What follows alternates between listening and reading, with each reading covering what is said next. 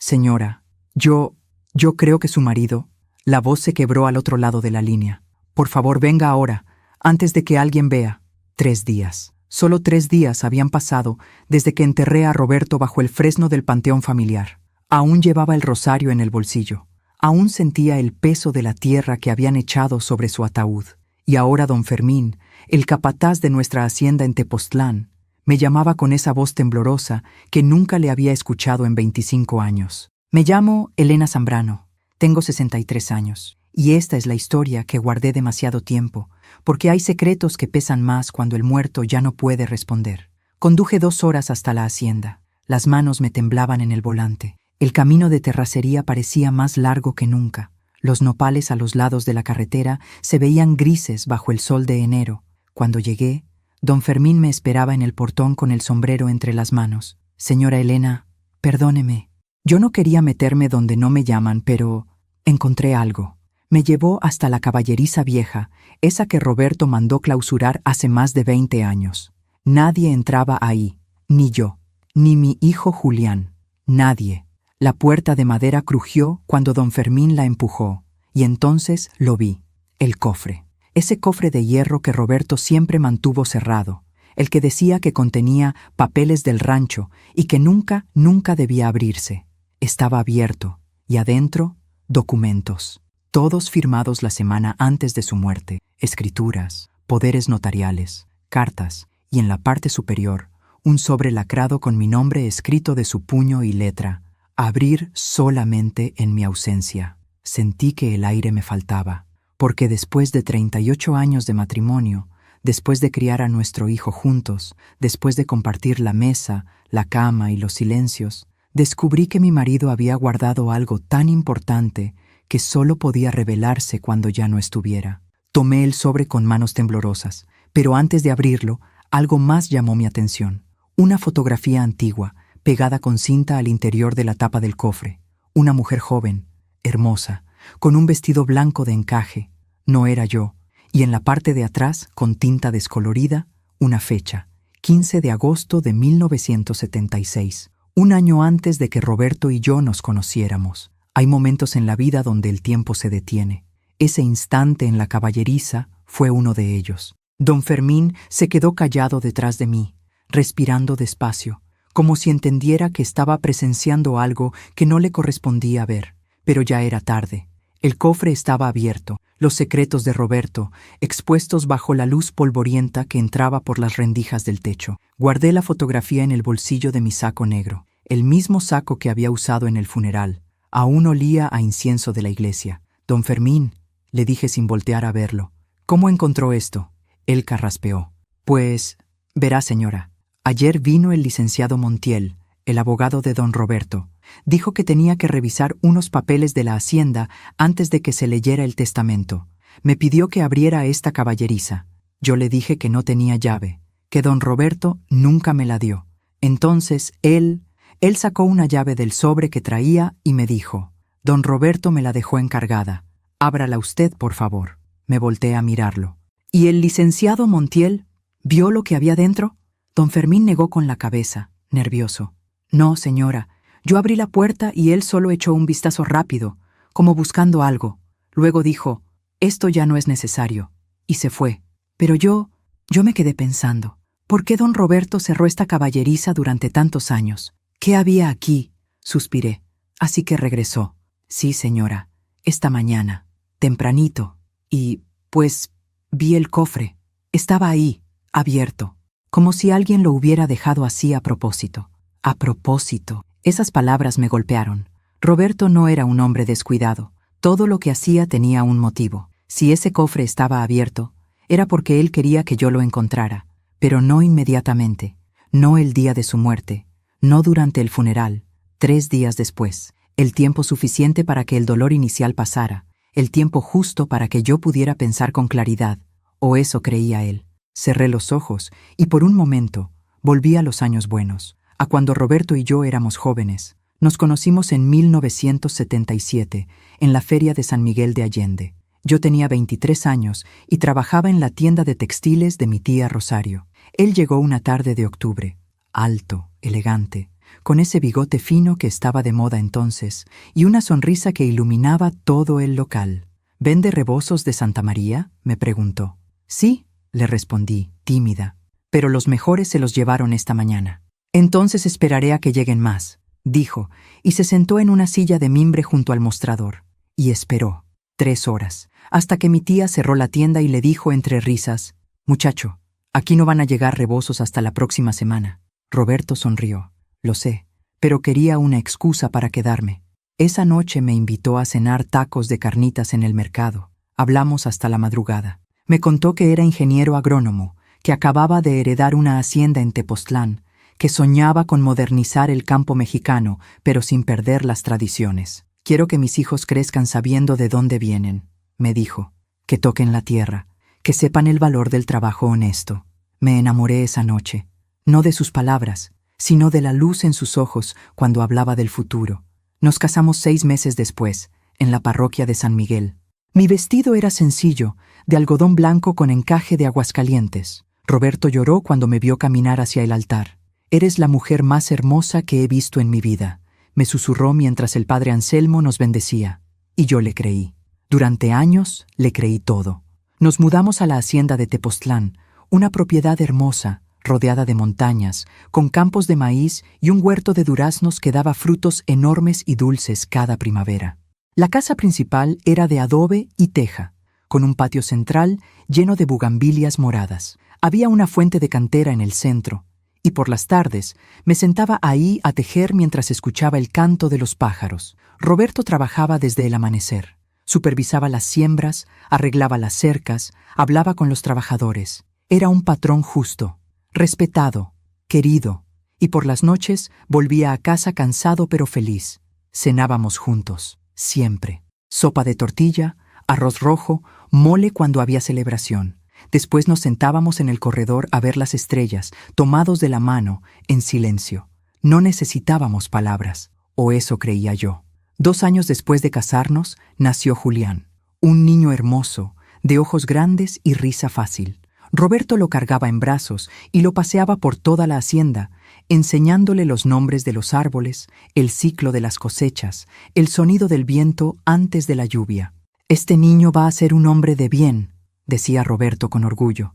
«Va a cuidar esta tierra cuando yo ya no esté». Fueron años felices, tranquilos, llenos de café de olla por las mañanas, tortillas recién hechas, risas de Julián corriendo entre los surcos, atardeceres color naranja. Pero ahora, parada frente a ese cofre abierto, con la fotografía de una mujer desconocida en mi bolsillo, me di cuenta de algo terrible. Tal vez esa felicidad nunca fue completa.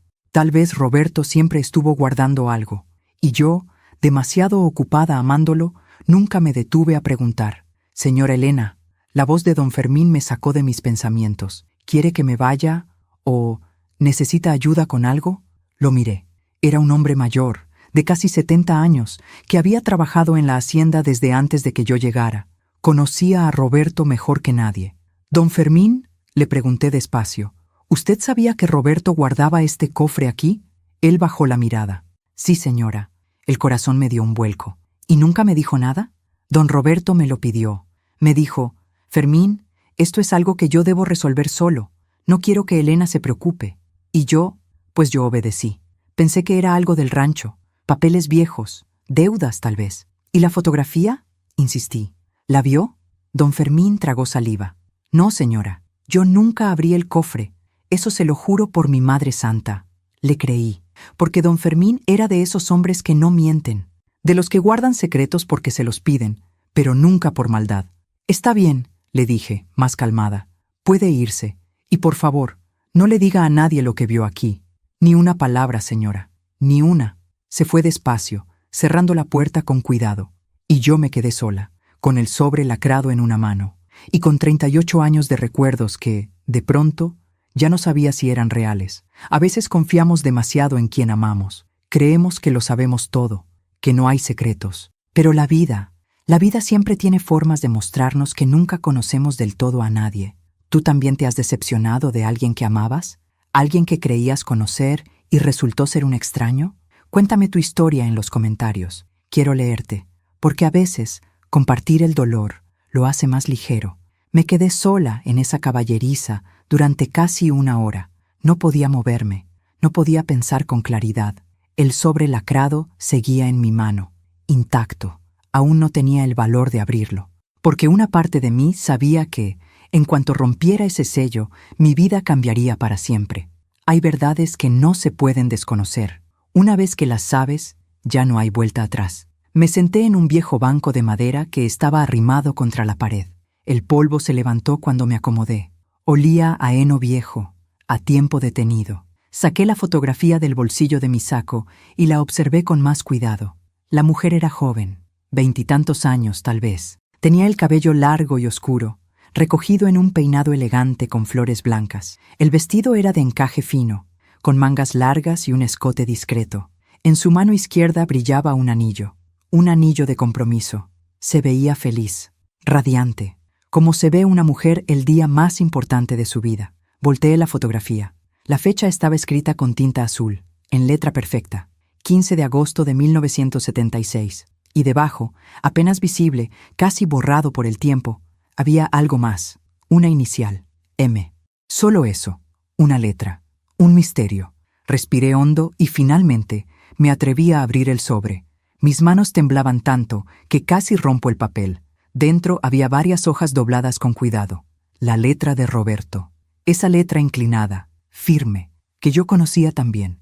La carta estaba fechada 1 semana antes de su muerte. Comencé a leer.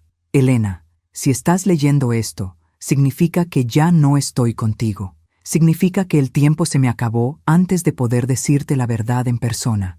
Perdóname. Durante 38 años fui tu esposo, el padre de Julián, el hombre que prometió amarte y protegerte hasta el último de mis días. Y lo hice, Elena. Te amé con todo lo que tenía, pero nunca fui completamente honesto contigo. Hay algo que guardé desde antes de conocerte, algo que no podía contarte sin destruir todo lo que construimos juntos. En 1976 yo estaba comprometido, con una mujer llamada Marcela. Íbamos a casarnos el 15 de agosto de ese año. Todo estaba listo, la iglesia, los invitados, su vestido, nuestro futuro. Pero 2 semanas antes de la boda, Marcela desapareció. No hubo despedida, no hubo explicación, solo una carta breve que dejó en mi casa diciéndome que no podía casarse conmigo, que había cometido un error, que me perdonara. Nunca volví a saber de ella. Me destrozó Elena. Pasé meses tratando de entender qué había hecho mal, por qué me dejó, si hubo otro hombre, si fue mi culpa. Y entonces te conocí a ti, y todo cambió. Contigo volví a creer en el amor, en la familia, en el futuro.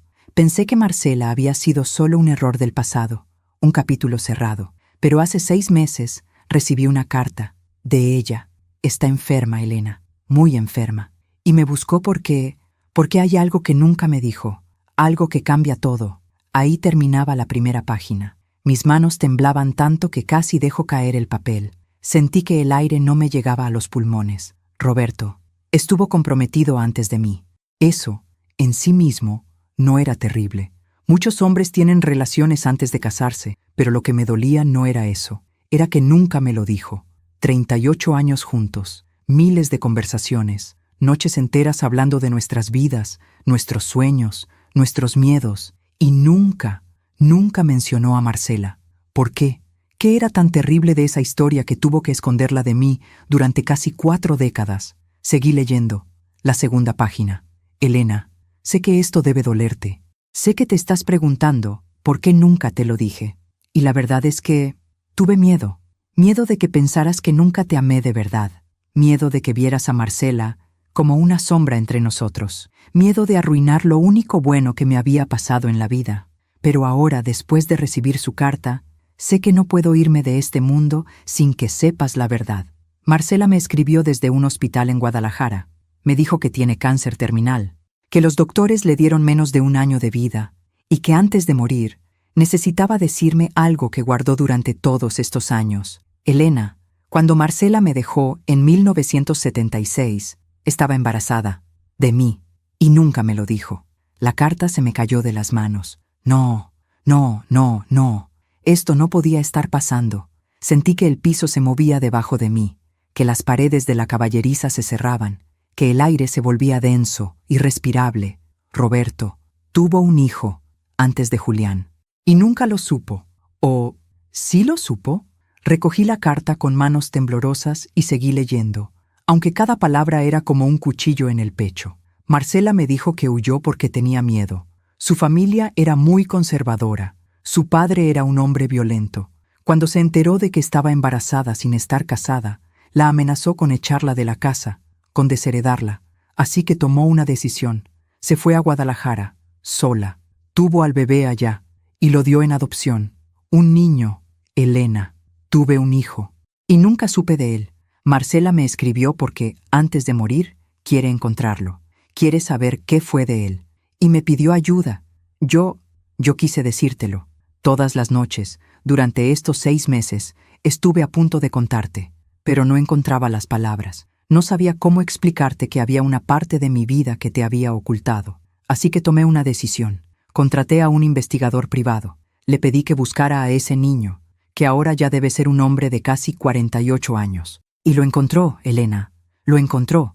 Pero cuando iba a contarte todo, los doctores me dijeron que mi corazón estaba fallando, que no me quedaba mucho tiempo, y supe que no tendría la oportunidad de explicarte esto cara a cara.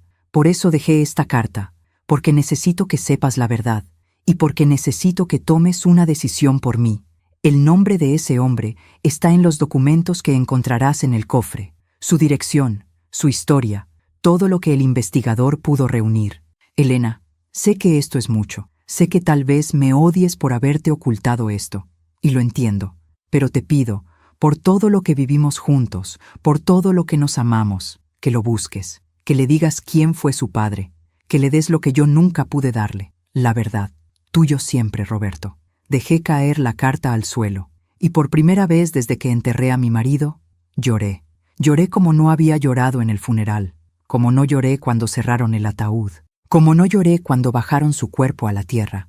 Lloré porque el hombre que creí conocer durante 38 años acababa de convertirse en un extraño.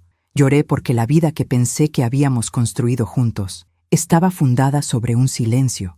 Y lloré porque, de pronto, me di cuenta de algo peor. Si Roberto tuvo un hijo antes de Julián, eso significaba que Julián tenía un hermano que nunca conoció. Un hermano que tal vez ni siquiera sabe que Roberto existió. Me sequé las lágrimas con la manga del saco y respiré hondo. Miré el cofre abierto. Adentro, además de la carta, había un folder de manila con el nombre escrito en la portada. Investigación privada. Caso R. Zambrano. Lo saqué. Lo abrí. Y ahí, en la primera página, estaba la fotografía de un hombre de unos 47 años. Cabello oscuro con algunas canas. Ojos profundos. Una sonrisa tímida. Se parecía a Roberto. Dios mío, se parecía tanto a Roberto que era imposible negarlo. Debajo de la foto, su nombre. Enrique Salazar Moreno. Lugar de residencia, Guadalajara, Jalisco. Profesión, maestro de secundaria. Estado civil, divorciado, sin hijos. Cerré los ojos y en ese momento supe que mi vida acababa de partirse en dos. La vida antes de abrir el cofre. Y la vida después, porque ahora tenía que decidir algo imposible. ¿Le decía a Julián que tenía un hermano? ¿Buscaba a ese hombre, Enrique, y le contaba la verdad? ¿O guardaba el secreto, como Roberto lo hizo durante casi 50 años, y dejaba que todo se quedara enterrado junto con él? Salí de la caballeriza cuando ya estaba oscureciendo. El cielo se había puesto color violeta. Las montañas alrededor de Tepoztlán se veían negras contra el horizonte. Don Fermín ya se había ido. La hacienda estaba en silencio. Caminé hasta mi coche, guardé el folder y la carta en mi bolsa y conduje de regreso a la Ciudad de México. Durante todo el camino, no pude dejar de pensar en una cosa. Roberto me pidió que le diera la verdad a ese hombre. Pero, ¿a qué costo? Porque decirle a Enrique que su padre murió sin conocerlo era cruel. Decirle a Julián que tenía un hermano secreto podía destruir la imagen que tenía de su padre. Y decírmelo a mí misma, en voz alta, significaba aceptar que el hombre que amé nunca confió en mí del todo. Cuando llegué a casa, ya era medianoche. La sala estaba a oscuras. Julián había venido a acompañarme durante el funeral, pero ya había regresado a Monterrey, donde vivía con su esposa y sus 2 hijas. Me senté en el sofá, con el folder en las manos, y ahí, en el silencio de mi casa vacía, tomé una decisión. Iba a buscar a Enrique, no porque Roberto me lo hubiera pedido, sino porque ese hombre tenía derecho a saber de dónde venía, quién fue su padre, por qué su madre lo dio en adopción, aunque eso significara abrir una herida que llevaba casi 50 años cerrada. Durante los siguientes 3 días, no hice nada, absolutamente nada. El folder se quedó sobre la mesa del comedor, cerrado, la carta de Roberto doblada dentro de mi bolsa, la fotografía de Enrique guardada en el cajón de mi buró, debajo de las medias que ya no usaba. No podía verla, no podía leerla otra vez, porque cada vez que lo hacía, sentía que algo dentro de mí se rompía un poco más. Me levanté cada mañana intentando seguir con mi vida. Preparé café, regué las plantas del patio, até las bugambilias que se habían soltado con el viento.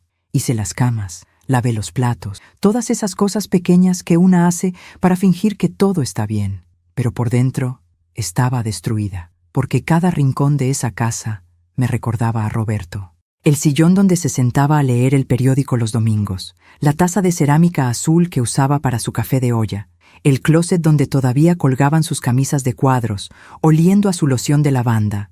Y ahora, cada uno de esos recuerdos venía acompañado de una pregunta. ¿Cuándo pensó decirme la verdad?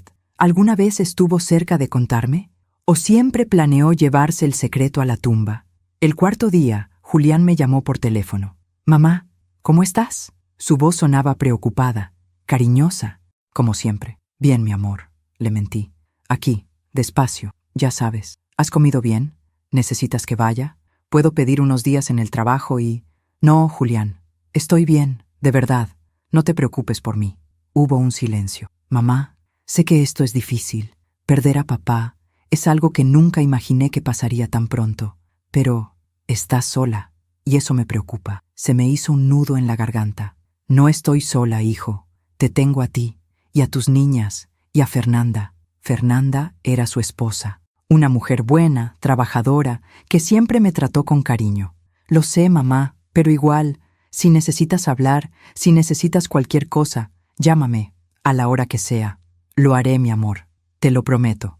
Colgué el teléfono y me quedé mirando la pantalla durante varios minutos. Julián, mi hijo, el hombre que Roberto y yo criamos juntos, el que nació en esta casa, el que aprendió a caminar en el patio, el que lloró el día que lo dejamos en la universidad. ¿Cómo iba a decirle que su padre tuvo otro hijo?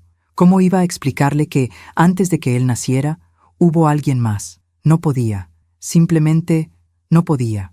Así que decidí guardar silencio, al menos por ahora. Esa noche abrí el folder otra vez. No pude evitarlo. La fotografía de Enrique me observaba desde la primera página. Esos ojos oscuros, esa sonrisa tímida que tanto se parecía a la de Roberto. Leí su información completa. Enrique Salazar Moreno. Fecha de nacimiento: 3 de mayo de 1977. Lugar de nacimiento: Guadalajara, Jalisco. Adoptado a los 3 días de nacido por la familia Salazar. Padre adoptivo: Francisco Salazar, fallecido en 2005. Madre adoptiva: Guadalupe Moreno de Salazar, fallecida en 2019. Educación: licenciatura en Historia por la Universidad de Guadalajara. Profesión actual: maestro de secundaria en la Escuela Secundaria Federal número 12, Guadalajara. Estado civil: divorciado desde 2018, sin hijos. Domicilio actual: Calle Libertad, 456, Colonia Americana, Guadalajara, Jalisco. Había también algunas fotografías más, imágenes que el investigador debió haber tomado sin que Enrique lo supiera. En una, estaba saliendo de una escuela con una mochila al hombro y un termo en la mano. Se veía cansado pero sonriente. En otra, estaba sentado en un café, leyendo un libro. Usaba lentes para leer, igual que Roberto. Y en otra más, estaba parado frente a una librería, mirando los aparadores con las manos en los bolsillos. Era un hombre tranquilo, solitario tal vez, pero había algo en su rostro que me hizo sentir una tristeza profunda. Se veía incompleto, como si le faltara algo, como si toda su vida hubiera estado buscando algo que nunca encontró. Cerré el folder y respiré hondo. Y entonces, sin pensar demasiado, Tomé mi celular y marqué el número que venía en el reporte. El número de Enrique. Sonó una vez, 2 veces, 3. Estuve a punto de colgar cuando escuché su voz. ¿Bueno? Me quedé paralizada. Su voz era grave, calmada, amable, como la de Roberto. ¿Bueno? Repitió. ¿Hay alguien ahí? Colgué. No pude hacerlo. No pude simplemente llamarlo y decirle: «Hola, soy la viuda de tu padre, un padre que nunca conociste.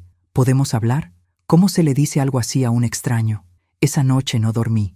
Me quedé despierta, sentada en la cama, mirando el techo, pensando en todo lo que había pasado, en todo lo que aún faltaba por pasar. Y en algún momento de la madrugada tomé otra decisión. Si iba a hacer esto, si iba a buscar a Enrique y contarle la verdad, no podía hacerlo sola. Necesitaba ayuda, pero no de Julián. Todavía no. Necesitaba a alguien que pudiera entender la situación sin juzgarme. Alguien que conociera a Roberto. Alguien de confianza. Y solo había una persona que cumplía con eso. Mi cuñada, Sofía, la hermana menor de Roberto. Sofía vivía en Cuernavaca. Era 5 años menor que Roberto. Una mujer independiente, directa, sin pelos en la lengua. Cuando Roberto y yo nos casamos, ella fue la única de su familia que me recibió con los brazos abiertos. El resto, bueno, digamos que no estaban muy contentos de que Roberto se casara con una mujer sin apellido como yo. Pero Sofía siempre fue diferente. Si mi hermano te eligió, me dijo el día de la boda, es porque vio en ti algo que nadie más tiene. Y yo confío en él. Nos hicimos amigas, cercanas, cómplices. Pero después de que Roberto murió, Sofía no pudo venir al funeral. Estaba fuera del país, visitando a su hija en España. Me llamó, destrozada, pidiéndome perdón por no estar ahí. «Te prometo que en cuanto regrese, voy a verte», me dijo. «No te voy a dejar sola, Elena». Y cumplió. 3 días después de que abrí el cofre, Sofía tocó a mi puerta. La vi a través de la mirilla y sentí un alivio enorme. Abrí la puerta y antes de que pudiera decir nada, ella me abrazó. «Elena, mi Elena». Lloré en sus brazos como no había llorado desde que leí la carta de Roberto. Nos quedamos así, paradas en el umbral, abrazadas, llorando juntas. Cuando finalmente nos separamos, Sofía me miró a los ojos. «Estás muy delgada», me dijo preocupada. «¿Has comido bien?» «Más o menos». «Eso significa que no. Ven, vamos a hacer café, y me vas a contar todo». Entramos a la cocina. Sofía puso agua a hervir y sacó el café de la alacena como si fuera su propia casa. Siempre había sido así, práctica, eficiente, sin rodeos. Nos sentamos en la mesa del comedor, y yo no sabía por dónde empezar. «Sofía», le dije despacio, «hay algo que necesito contarte, algo que descubrí hace unos días». Ella me miró con esa mirada directa que tenía, esa mirada que no permitía mentiras. «¿Algo de Roberto?», asentí. «¿Algo malo?». Volví a asentir. Sofía suspiró y tomó mi mano. «Cuéntame». Le conté todo, desde la llamada de don Fermín hasta el cofre abierto, desde la fotografía de Marcela hasta la carta de Roberto, desde el embarazo secreto hasta la existencia de Enrique. Todo. Sofía no dijo una sola palabra mientras yo hablaba. Solo me escuchó, con los ojos fijos en mí, sin soltarme la mano. Cuando terminé, se quedó en silencio durante varios minutos. Luego, finalmente, habló. «Ese idiota». La miré sorprendida. «¿Qué?» «Ese idiota de mi hermano», repitió, con la voz temblorosa de rabia. «¿Cómo pudo hacerte esto? ¿Cómo pudo guardarse algo así durante tanto tiempo?» «Sofía, no, Elena, no lo defiendas. Yo amaba a mi hermano, lo amaba con todo mi corazón. Pero esto es imperdonable». Se levantó de la mesa y comenzó a caminar por la cocina, con las manos en la cabeza. «Roberto siempre fue así», dijo, más para sí misma que para mí, siempre guardándose las cosas, siempre creyendo que podía resolverlo todo solo, siempre pensando que protegía a los demás con su silencio. Se volteó a verme. «Pero no te protegió, Elena. Te dejó con esto, te dejó con una bomba en las manos, y ahora tú eres la que tiene que decidir qué hacer». Tenía razón. Y lo peor es que yo ya lo sabía. Mientras cuento todo esto, pienso en dónde estarás escuchándome. Tal vez en tu casa, tal vez en el trabajo, tal vez en el coche, de camino a algún lugar. Escribe el nombre de tu ciudad en los comentarios. Quiero saber desde dónde me acompañas en esta historia, porque a veces saber que no estamos solos hace todo un poco más fácil. Sofía se sentó de nuevo frente a mí. Elena, me dijo, seria, ¿qué vas a hacer? No lo sé, admití. Una parte de mí quiere buscar a Enrique, contarle la verdad, darle lo que Roberto le quitó, saber quién fue su padre. ¿Y la otra parte? Bajé la mirada. La otra parte tiene miedo. Miedo de que Julián me odie por ocultarle esto. Miedo de que Enrique no quiera saber nada. Miedo de que todo esto destruya lo poco que me queda de Roberto. Sofía suspiró. Elena, escúchame bien. Roberto cometió un error enorme. Pero tú no tienes que cargar con eso. No tienes que arreglar lo que él dejó roto. Pero él me lo pidió. Él no tenía derecho a pedírtelo.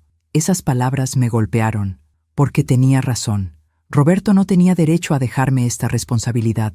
No tenía derecho a pedirme que buscara a ese hombre, que le dijera la verdad, que arreglara su pasado, pero ¿y si no lo hacía? ¿Y si dejaba que Enrique siguiera viviendo sin saber? ¿Eso me haría mejor que Roberto? No sé qué hacer, Sofía, susurré, con lágrimas en los ojos. De verdad que no lo sé. Ella me abrazó. Está bien no saberlo, Elena. Está bien sentirse perdida. Pero hay algo que sí sé. ¿Qué? Que seas lo que sea que decidas, yo voy a estar contigo. No vas a pasar por esto sola. Y en ese momento me di cuenta de algo. Tal vez Roberto me dejó esta carga, pero no tenía que cargarla sola.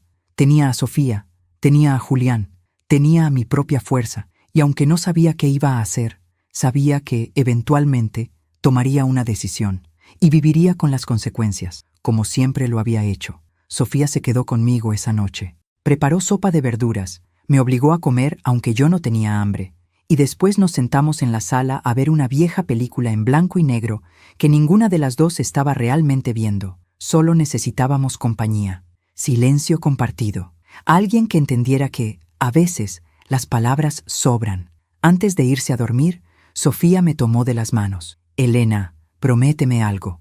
¿Qué? Que no vas a tomar ninguna decisión importante esta semana. Dale tiempo a tu corazón. Respira, piensa. Y cuando estés lista, ahí estaré. Asentí.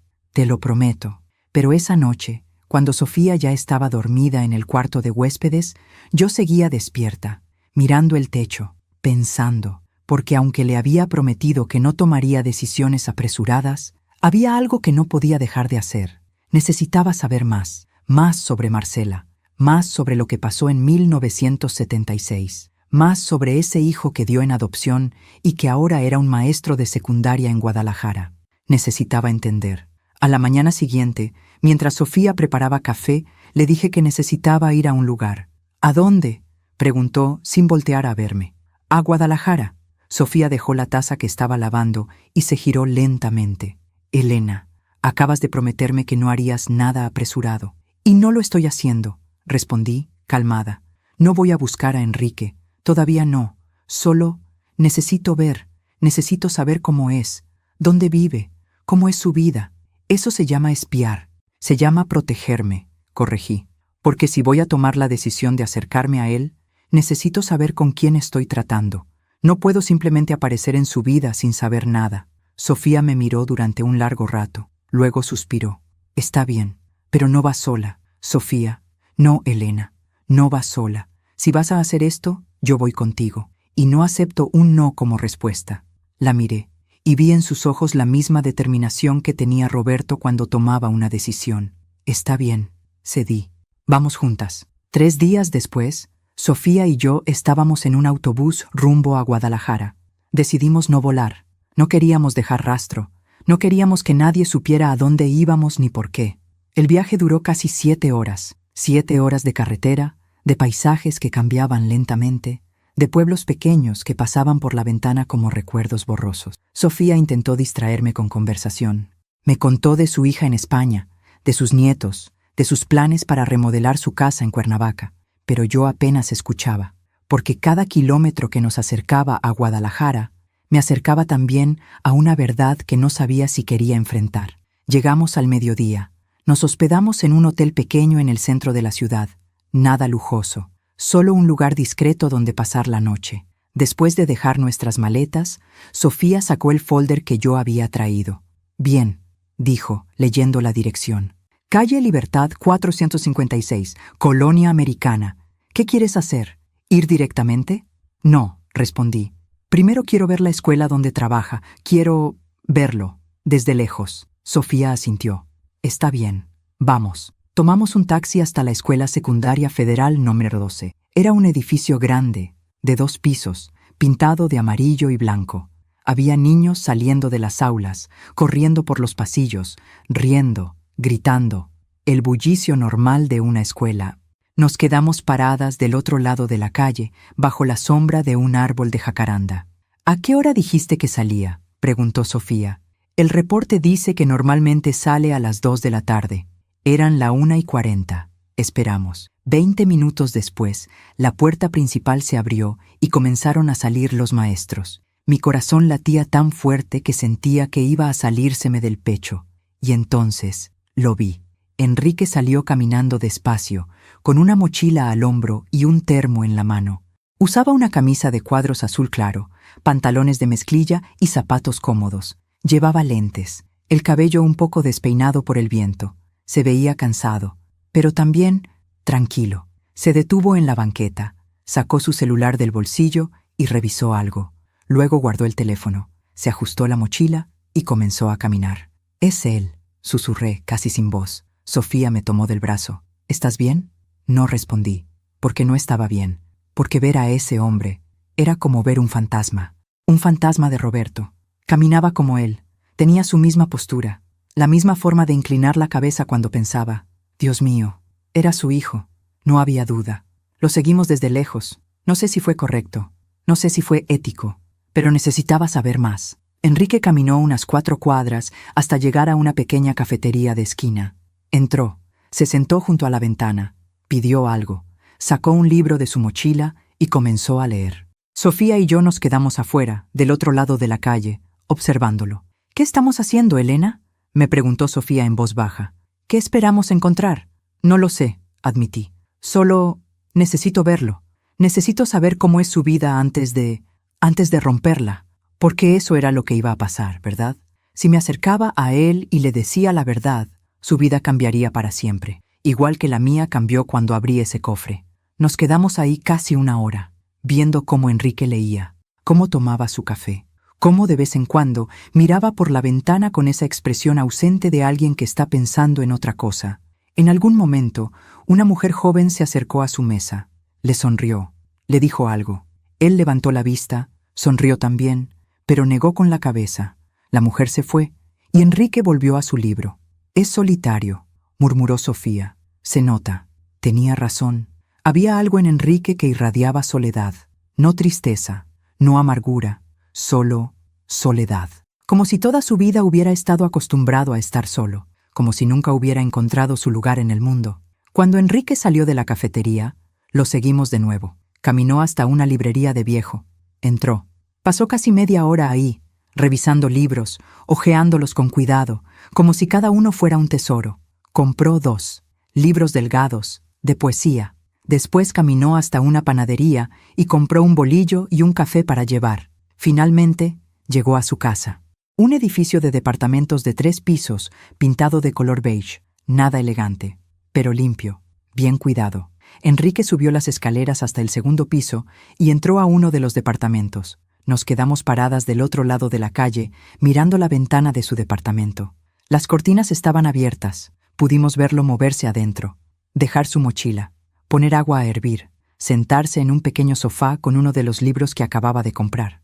«Elena», dijo Sofía suavemente, «ya vimos suficiente, vámonos». Pero yo no podía moverme, porque estaba viendo la vida de un hombre que no conocía, un hombre que era hijo de Roberto, un hombre que pudo haber sido parte de mi familia.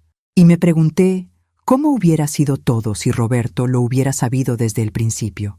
¿Si Marcela le hubiera dicho la verdad? ¿Si Enrique hubiera crecido con nosotros? ¿Julián y él habrían sido hermanos cercanos? ¿Enrique habría tenido una vida diferente? ¿Más feliz? Esa noche, de vuelta en el hotel, no pude dormir. Me quedé despierta, sentada en la cama, mirando las luces de la ciudad por la ventana. Sofía estaba dormida en la cama de al lado, respirando profundamente. Y yo solo podía pensar en Enrique, en su vida solitaria, en su rutina simple, en esa expresión ausente que tenía cuando miraba por la ventana de la cafetería. ¿Él sabía que era adoptado? El reporte del investigador no lo decía. ¿Alguna vez se preguntó por sus padres biológicos? ¿Alguna vez sintió que le faltaba algo? A la mañana siguiente, tomamos otra decisión. Antes de regresar a la Ciudad de México, Sofía sugirió algo. Elena, ¿y si buscamos a Marcela? La miré, sorprendida. ¿Marcela? Sí. Roberto dijo que estaba enferma, que estaba en un hospital aquí en Guadalajara. Tal vez ella pueda darnos más respuestas. Lo pensé, y aunque una parte de mí no quería enfrentarla, otra parte sabía que Sofía tenía razón. Necesitaba escuchar la versión de Marcela. Necesitaba saber por qué huyó, por qué nunca le dijo a Roberto la verdad, por qué dio a su hijo en adopción, porque sólo así podría entender completamente lo que había pasado. Llamé al investigador privado que Roberto había contratado. Le expliqué quién era y le pedí información sobre Marcela. Señora Zambrano, me dijo con voz seria, entiendo que esto es difícil para usted, pero debo advertirle algo. La señora Marcela está muy grave. Cuando el señor Roberto me contrató, ella estaba en tratamiento. Pero, según mi último reporte, hace 2 semanas entró en cuidados paliativos. Se me cayó el alma a los pies. ¿Qué significa eso? Significa que los doctores ya no pueden hacer más por ella. Le quedan semanas, tal vez días. Cerré los ojos. Marcela se estaba muriendo. Y si no la buscaba ahora, nunca tendría la oportunidad de hablar con ella. ¿En qué hospital está?, pregunté. Hospital Civil de Guadalajara, pabellón de oncología, habitación 312. Anoté la información.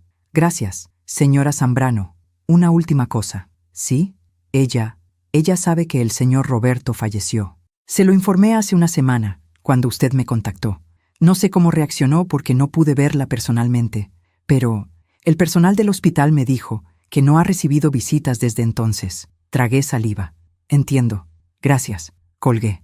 Sofía me miró. ¿Qué te dijo? Que Marcela está en cuidados paliativos, que le quedan días y que ya sabe que Roberto murió. Sofía exhaló profundamente. ¿Quieres ir a verla? Asentí. Sí, pero tengo miedo. ¿De qué? De lo que voy a sentir cuando la vea. Sofía se acercó y me abrazó. Elena, escúchame. Tú eres la mujer más fuerte que conozco, y sea lo que sea que sientas cuando la veas, está bien. No tienes que fingir. No tienes que ser valiente. Solo sé tú. Respiré hondo. Está bien. Vamos. 1 hora después, estábamos paradas frente al Hospital Civil de Guadalajara, un edificio enorme, blanco, con ventanas que reflejaban el sol de la tarde. Entramos, subimos al 3er piso. Caminamos por los pasillos del pabellón de oncología, donde el olor a desinfectante se mezclaba con algo más pesado, algo que no podía describir, pero que reconocí de inmediato, el olor de la muerte cercana. Llegamos a la habitación 312. La puerta estaba entreabierta. Me quedé paralizada. Sofía me tomó de la mano. ¿Estás lista? No lo estaba, pero asentí de todas formas, y empujé la puerta. La habitación era pequeña, simple, una cama, una silla, una ventana con cortinas blancas que dejaban pasar la luz del atardecer. Y en la cama estaba ella, Marcela. La mujer de la fotografía ya no existía.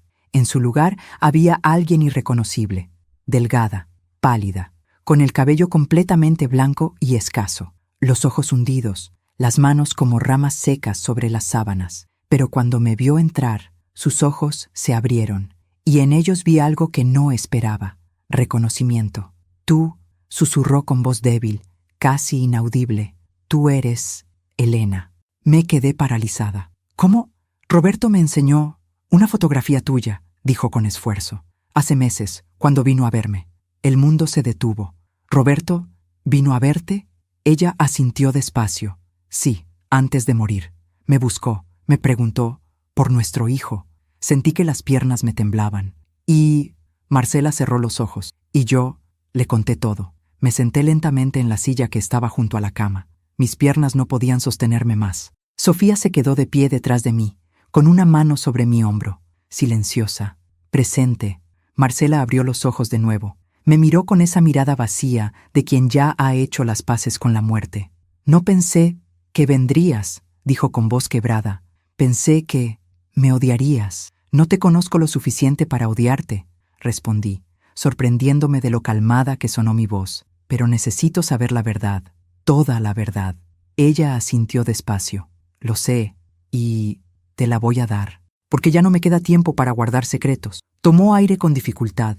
Cada respiración parecía costarle un esfuerzo enorme. ¿Quieres agua?, le pregunté. No, solo escúchame, antes de que sea demasiado tarde. Marcela comenzó a hablar, y yo solo pude escuchar. Conocí a Roberto en 1975, dijo. Yo tenía 22 años, él 25. Nos presentó un amigo en común en una fiesta en San Miguel de Allende. Roberto acababa de terminar su carrera. Yo estaba terminando la mía. Pedagogía. Hizo una pausa. Nos enamoramos rápido, demasiado rápido tal vez, pero era algo hermoso, algo real. Roberto era diferente a todos los hombres que había conocido. Era amable, respetuoso, soñador. La escuché sin interrumpir. A los 6 meses me pidió matrimonio. Yo dije que sí sin pensarlo. Estaba tan feliz, tan ilusionada. Pensé que finalmente había encontrado mi lugar en el mundo. Su voz se quebró, pero entonces me di cuenta de que estaba embarazada. Cerró los ojos. Fue en junio de 1976, 2 meses antes de la boda. Me hice una prueba en secreto, y cuando salió positiva, me sentí aterrada. ¿Por qué?, pregunté suavemente. ¿Si se iban a casar de todas formas? Porque mi padre, dijo con amargura en la voz. Mi padre era un hombre terrible, violento, controlador y muy, muy religioso. Abrió los ojos y me miró. Para él, quedar embarazada antes del matrimonio era el peor pecado que una mujer podía cometer. No importaba que ya estuviera comprometida. No importaba que la boda fuera en 2 meses. Para él era una deshonra. Tragó saliva. Y yo lo sabía. Sabía cómo reaccionaría. Sabía que me echaría de la casa, que me desheredaría, que le diría a todos que yo era una cualquiera. Se le escapó una lágrima. Pero lo peor es que también sabía lo que le haría a Roberto. Mi padre odiaba a Roberto, continuó Marcela. Decía que era un hombre sin ambición, que la hacienda de Tepoztlán era una ruina, que yo merecía algo mejor. Solo aceptó el compromiso porque mi madre lo convenció, pero siempre estuvo buscando una razón para romperlo. Y el embarazo era esa razón, completé. Exacto. Si mi padre se enteraba, no solo me echaría a mí, también destruiría a Roberto, usaría sus contactos para arruinarlo, para asegurarse de que nunca pudiera levantar cabeza. Hizo una pausa larga. Así que tomé una decisión terrible. Le escribí una carta a Roberto, dijo, con la voz temblorosa. Le dije que no podía casarme con él, que había cometido un error, que no lo amaba lo suficiente. Pero era mentira, susurré. Sí, era mentira. Lo amaba con todo mi ser, pero pensé que era la única forma de protegerlo, de protegerme, de proteger al bebé. ¿Y qué hiciste? Me fui. Esa misma noche, tomé un autobús a Guadalajara. No le dije a nadie a dónde iba, solo desaparecí. Se limpió las lágrimas con el dorso de la mano. Me quedé en casa de una prima lejana. Le dije que había roto con mi novio y que necesitaba un lugar donde quedarme. Ella no hizo preguntas. Me dejó quedarme. Y yo pasé esos meses escondida, esperando. Enrique nació el 3 de mayo de 1977, continuó. En un hospital público. Estuve sola durante todo el parto. No había nadie conmigo. Ni mi madre, ni mis amigas, ni Roberto. Su voz se quebró completamente. Cuando lo vi por primera vez, cuando lo tuve en mis brazos, supe que había cometido el error más grande de mi vida. Lloró.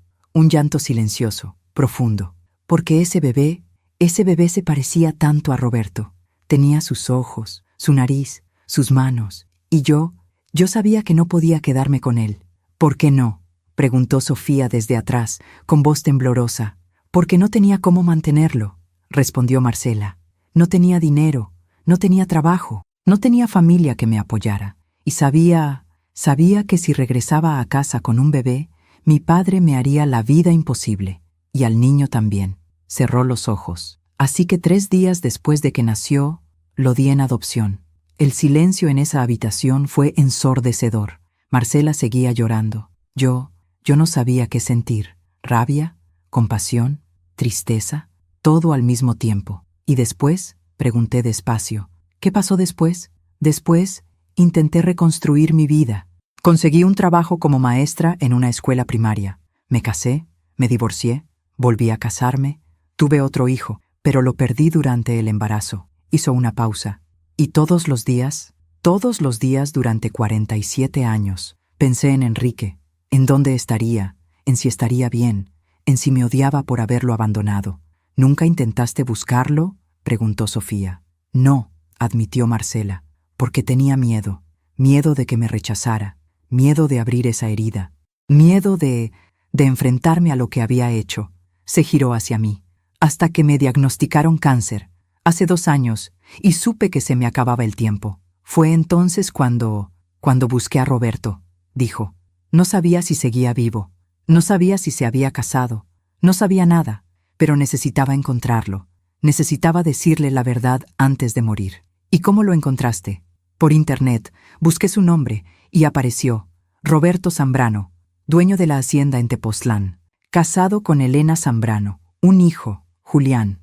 Me miró con algo parecido a la culpa. Cuando vi tu fotografía, cuando vi que Roberto había construido una vida hermosa, me sentí aliviada, pero también me sentí destruida, porque me di cuenta de que él había sido feliz, sin mí, y que yo había desperdiciado mi vida guardando un secreto que ya no importaba. Le escribí una carta, continuó. Le conté todo, el embarazo, Enrique, la adopción, y le pedí perdón. No esperaba que me respondiera, pero lo hizo. Mi corazón latía tan fuerte que sentía que iba a explotar. ¿Qué te dijo? Que quería verme, que necesitaba saber más, que quería buscar a nuestro hijo. Se limpió las lágrimas. Vino aquí, a Guadalajara, hace 7 meses. Fue la primera vez que lo vi en más de 40 años. ¿Y cómo estuvo ese encuentro? Marcela sonrió tristemente. Fue doloroso, pero también sanador. Roberto estaba enojado. Tenía todo el derecho de estarlo. Me dijo que le había quitado algo que nunca podría recuperar, el derecho de conocer a su hijo, de ser su padre. Hizo una pausa, pero también me perdonó. Las lágrimas corrieron por mi rostro sin que pudiera detenerlas. Me dijo, Marcela, lo que pasó, pasó. No podemos cambiarlo, pero sí podemos hacer algo ahora. Podemos buscar a Enrique, podemos darle la verdad. Y entonces, Roberto contrató a un investigador, dijo. Tardó 4 meses en encontrarlo.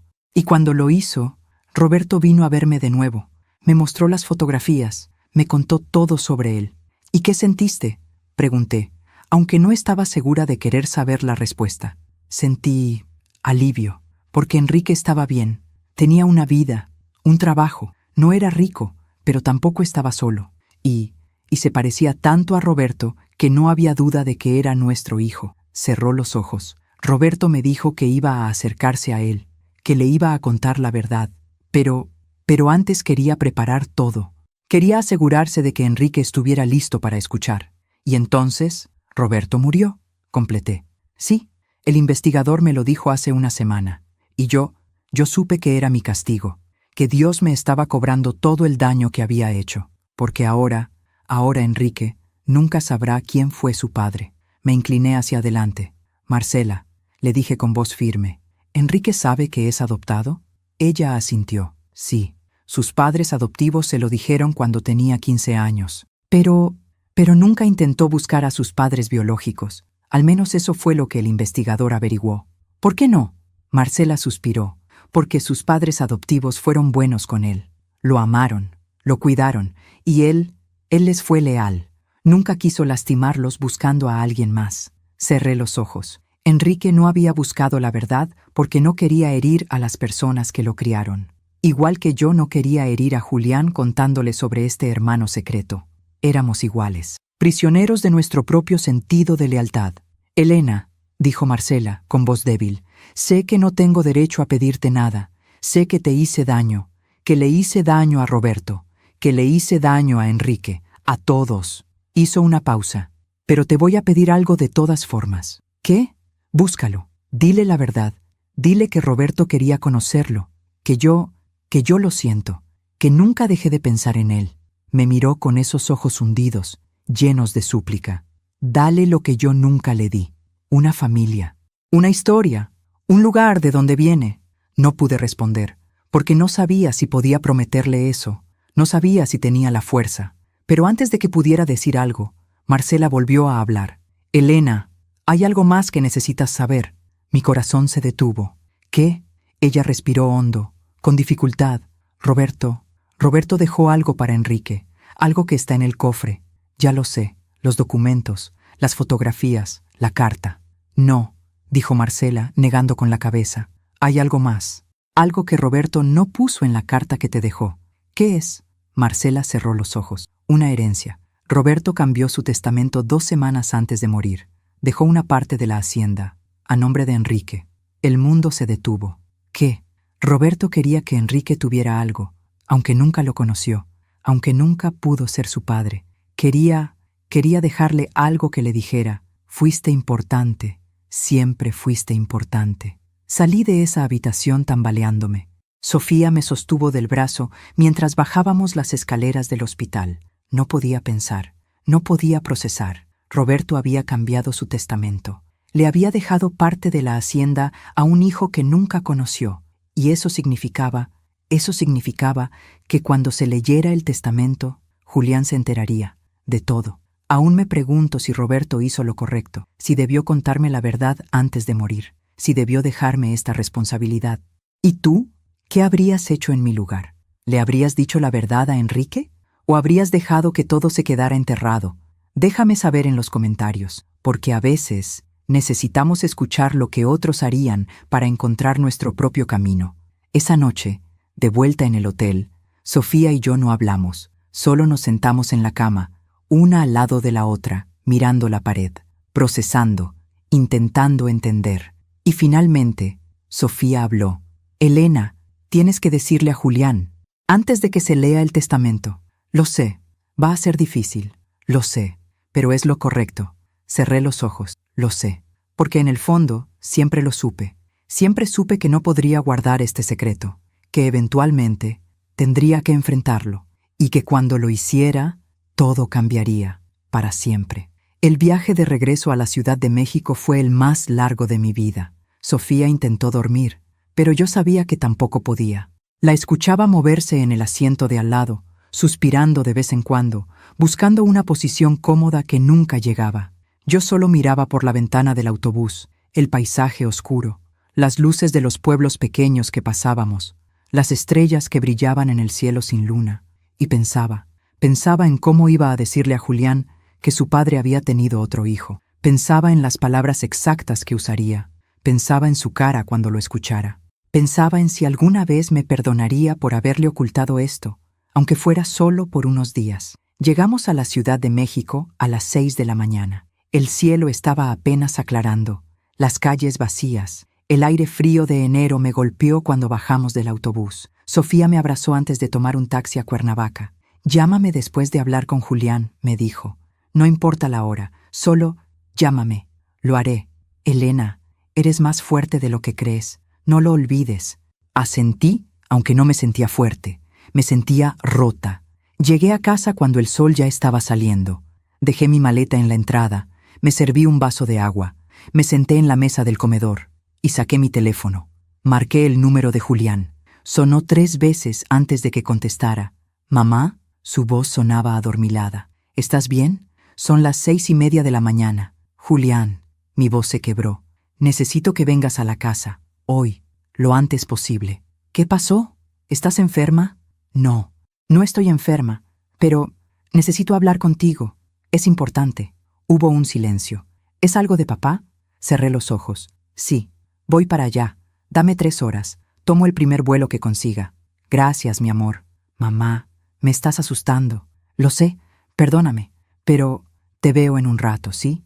«Sí, ahí voy». Colgó. Esas 3 horas fueron eternas. Me bañé, me puse ropa limpia, preparé café, saqué pan dulce que tenía guardado en la alacena. Todo mecánicamente, como un robot, porque si pensaba demasiado en lo que iba a hacer, no iba a poder hacerlo. Julián llegó a las 10 de la mañana. Entró por la puerta con su maleta de mano, el cabello despeinado, la camisa arrugada. Se veía cansado, preocupado. «Mamá», dijo, abrazándome fuerte. «¿Qué está pasando?» «Siéntate, hijo, por favor». Nos sentamos en la sala, en el mismo sofá donde tantas veces nos habíamos sentado como familia. Roberto, Julián y yo. Julián me miraba con esos ojos grandes, llenos de preocupación. Y yo no sabía por dónde empezar. Julián, le dije finalmente, con la voz temblorosa, lo que voy a contarte va a cambiar todo lo que creías saber sobre tu padre. Él se puso tenso. ¿Qué hizo? No hizo nada malo, aclaré rápidamente. Al menos, no intencionalmente, pero guardó un secreto muy grande, y ahora yo tengo que contártelo. Mamá, me estás asustando. Solo dime qué es. Respiré hondo. Tu padre, antes de conocerme, estuvo comprometido con otra mujer. Julián parpadeó. ¿Y? Mucha gente tiene relaciones antes de casarse. No entiendo por qué. Esa mujer, continué, quedó embarazada, de tu padre. El silencio que siguió fue como un trueno. Julián se quedó paralizado. Su cara pasó de la confusión al shock en cuestión de segundos. ¿Qué? Tu padre tuvo un hijo que nunca conoció, porque la madre huyó sin decirle nada, y dio al bebé en adopción. Julián se levantó del sofá. No. Esto no puede ser verdad. ¿Julián? ¿Me estás diciendo que tengo un hermano? Sí. ¿Y papá lo sabía? Lo supo hace 6 meses, cuando la madre de ese niño, que ahora es un hombre de 47 años, le escribió una carta contándole la verdad. Julián comenzó a caminar de un lado a otro, con las manos en la cabeza. No, esto no puede estar pasando. Le conté todo, desde la llamada de don Fermín hasta el cofre abierto, desde la carta de Roberto hasta mi viaje a Guadalajara, desde mi encuentro con Marcela hasta la revelación final, el testamento. Cuando llegué a esa parte, Julián se detuvo en seco. ¿Papá le dejó parte de la hacienda? Sí. ¿A un hombre que nunca conoció? Sí. ¿Y cuándo ibas a decirme esto? Te lo estoy diciendo ahora. Después de que ya lo sabías. ¿Cuánto tiempo llevas guardando esto, mamá? ¿Días? ¿Semanas? Días. Solo días. Julián, yo también acabo de enterarme. Pero lo sabías, y no me dijiste nada. Su voz se quebró. ¿Por qué, mamá? ¿Por qué no me dijiste de inmediato? Me levanté y caminé hacia él. Porque tenía miedo, Julián. Miedo de cómo ibas a reaccionar. Miedo de que odiaras a tu padre. Miedo de perderte. ¿Perderme? Julián me miró con lágrimas en los ojos. Mamá, yo nunca te dejaría. Pero siento que todo en lo que creía era una mentira.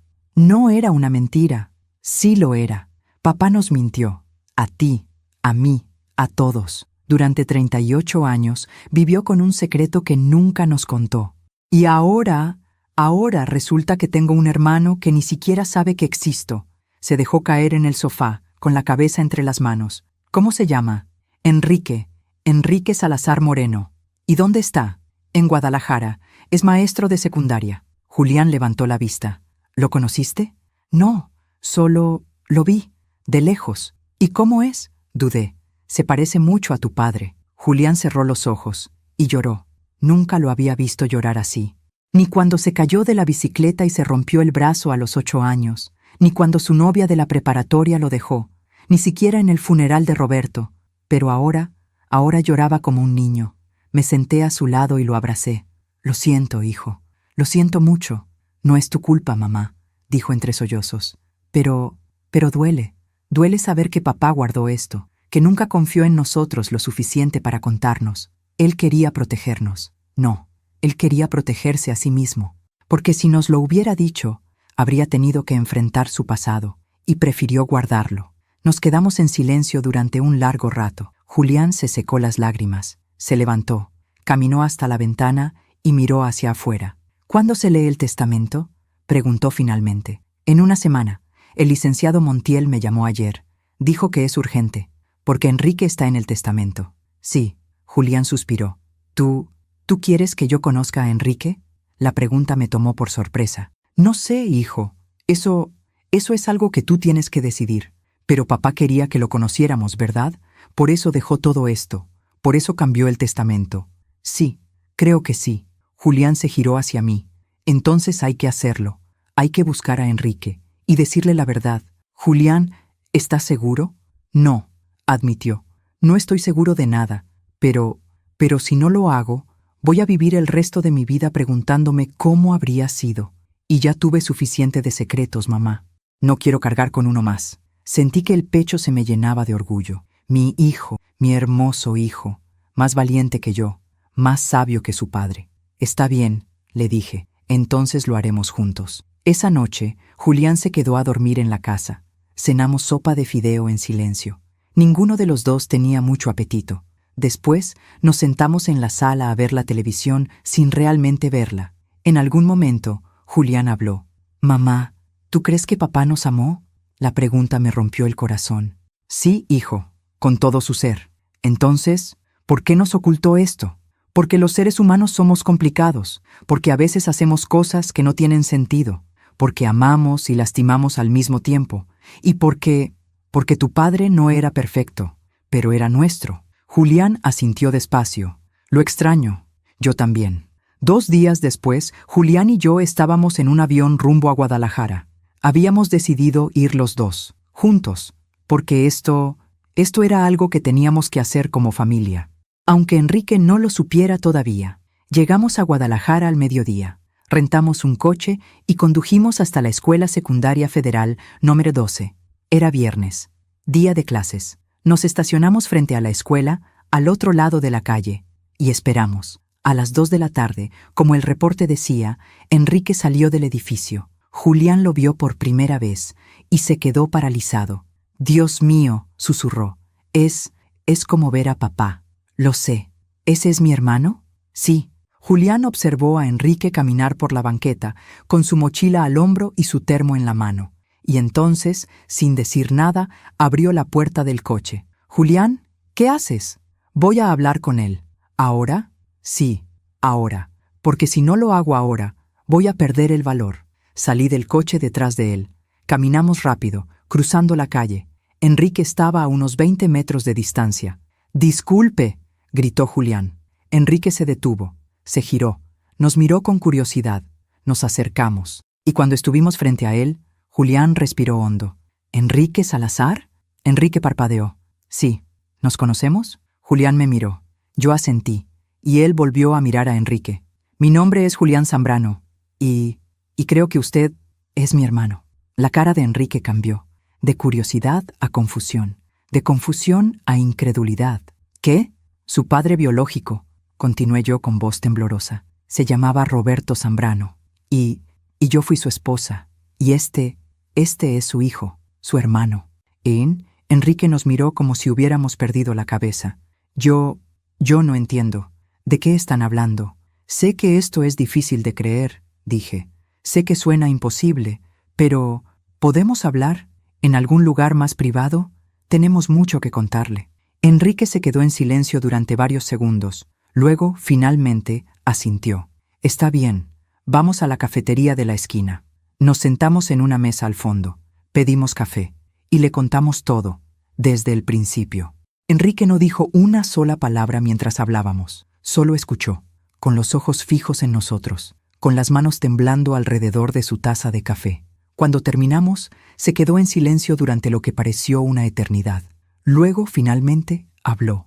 Yo siempre supe que era adoptado. Mis padres me lo dijeron cuando tenía 15 años, pero nunca quise buscar a mis padres biológicos, porque sentía que sería una traición a las personas que me criaron. Hizo una pausa. «Pero ahora ustedes están aquí, diciéndome que mi padre biológico murió sin conocerme, y que tengo un hermano, y que hay una herencia». Nos miró. «¿Cómo se supone que debo sentirme?» Julián habló antes que yo. «No sé cómo debe sentirse», dijo con voz suave, «pero si le sirve de algo, yo me siento igual, confundido, enojado, triste, todo al mismo tiempo». Enrique lo miró. ¿Usted tampoco sabía de mí?» «No, me enteré hace 3 días, y también me enojé, con mi padre, con mi mamá, con el mundo. Y ahora», Julián sonrió tristemente, Ahora solo quiero conocerlo, porque usted es mi hermano, y aunque no crecimos juntos, aunque no compartimos la misma vida, tenemos la misma sangre, y eso tiene que significar algo». Enrique comenzó a llorar, silenciosamente, con las manos sobre la cara.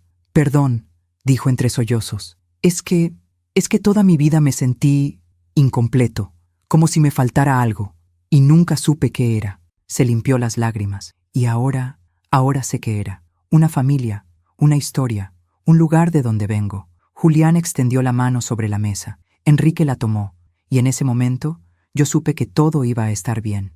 Tal vez no ahora, tal vez no pronto, pero eventualmente. Pasamos el resto de esa tarde en la cafetería, hablando. Enrique nos contó sobre su vida. Sus padres adoptivos, Francisco y Guadalupe, habían sido personas humildes, trabajadoras. Francisco era carpintero, Guadalupe, costurera. No tenían mucho dinero, pero le dieron todo el amor del mundo. Me mandaron a la universidad, dijo Enrique, con una sonrisa triste. Trabajaron doble turno durante años para que yo pudiera estudiar. Mi papá Francisco, él murió cuando yo tenía 28 años, de un infarto. Estaba trabajando en una construcción, y mi mamá Guadalupe, ella se fue hace 5 años, de cáncer. Se limpió las lágrimas. Nunca les pude agradecer lo suficiente. Nunca pude devolverles todo lo que hicieron por mí. Julián escuchaba en silencio. Yo también. Por eso nunca busqué a mis padres biológicos, continuó Enrique, porque sentía que sería traicionarlos, como si dijera que ellos no fueron suficiente.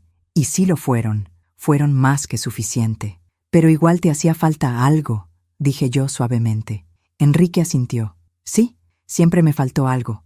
No sabía qué, pero era como un hueco, como una pregunta sin respuesta. Julián le habló de Roberto, le contó cómo era, cómo trabajaba desde el amanecer, cómo amaba la hacienda, cómo le enseñó a montar a caballo cuando tenía 6 años, cómo lo sentaba en sus hombros para que pudiera tocar las ramas más altas del durazno.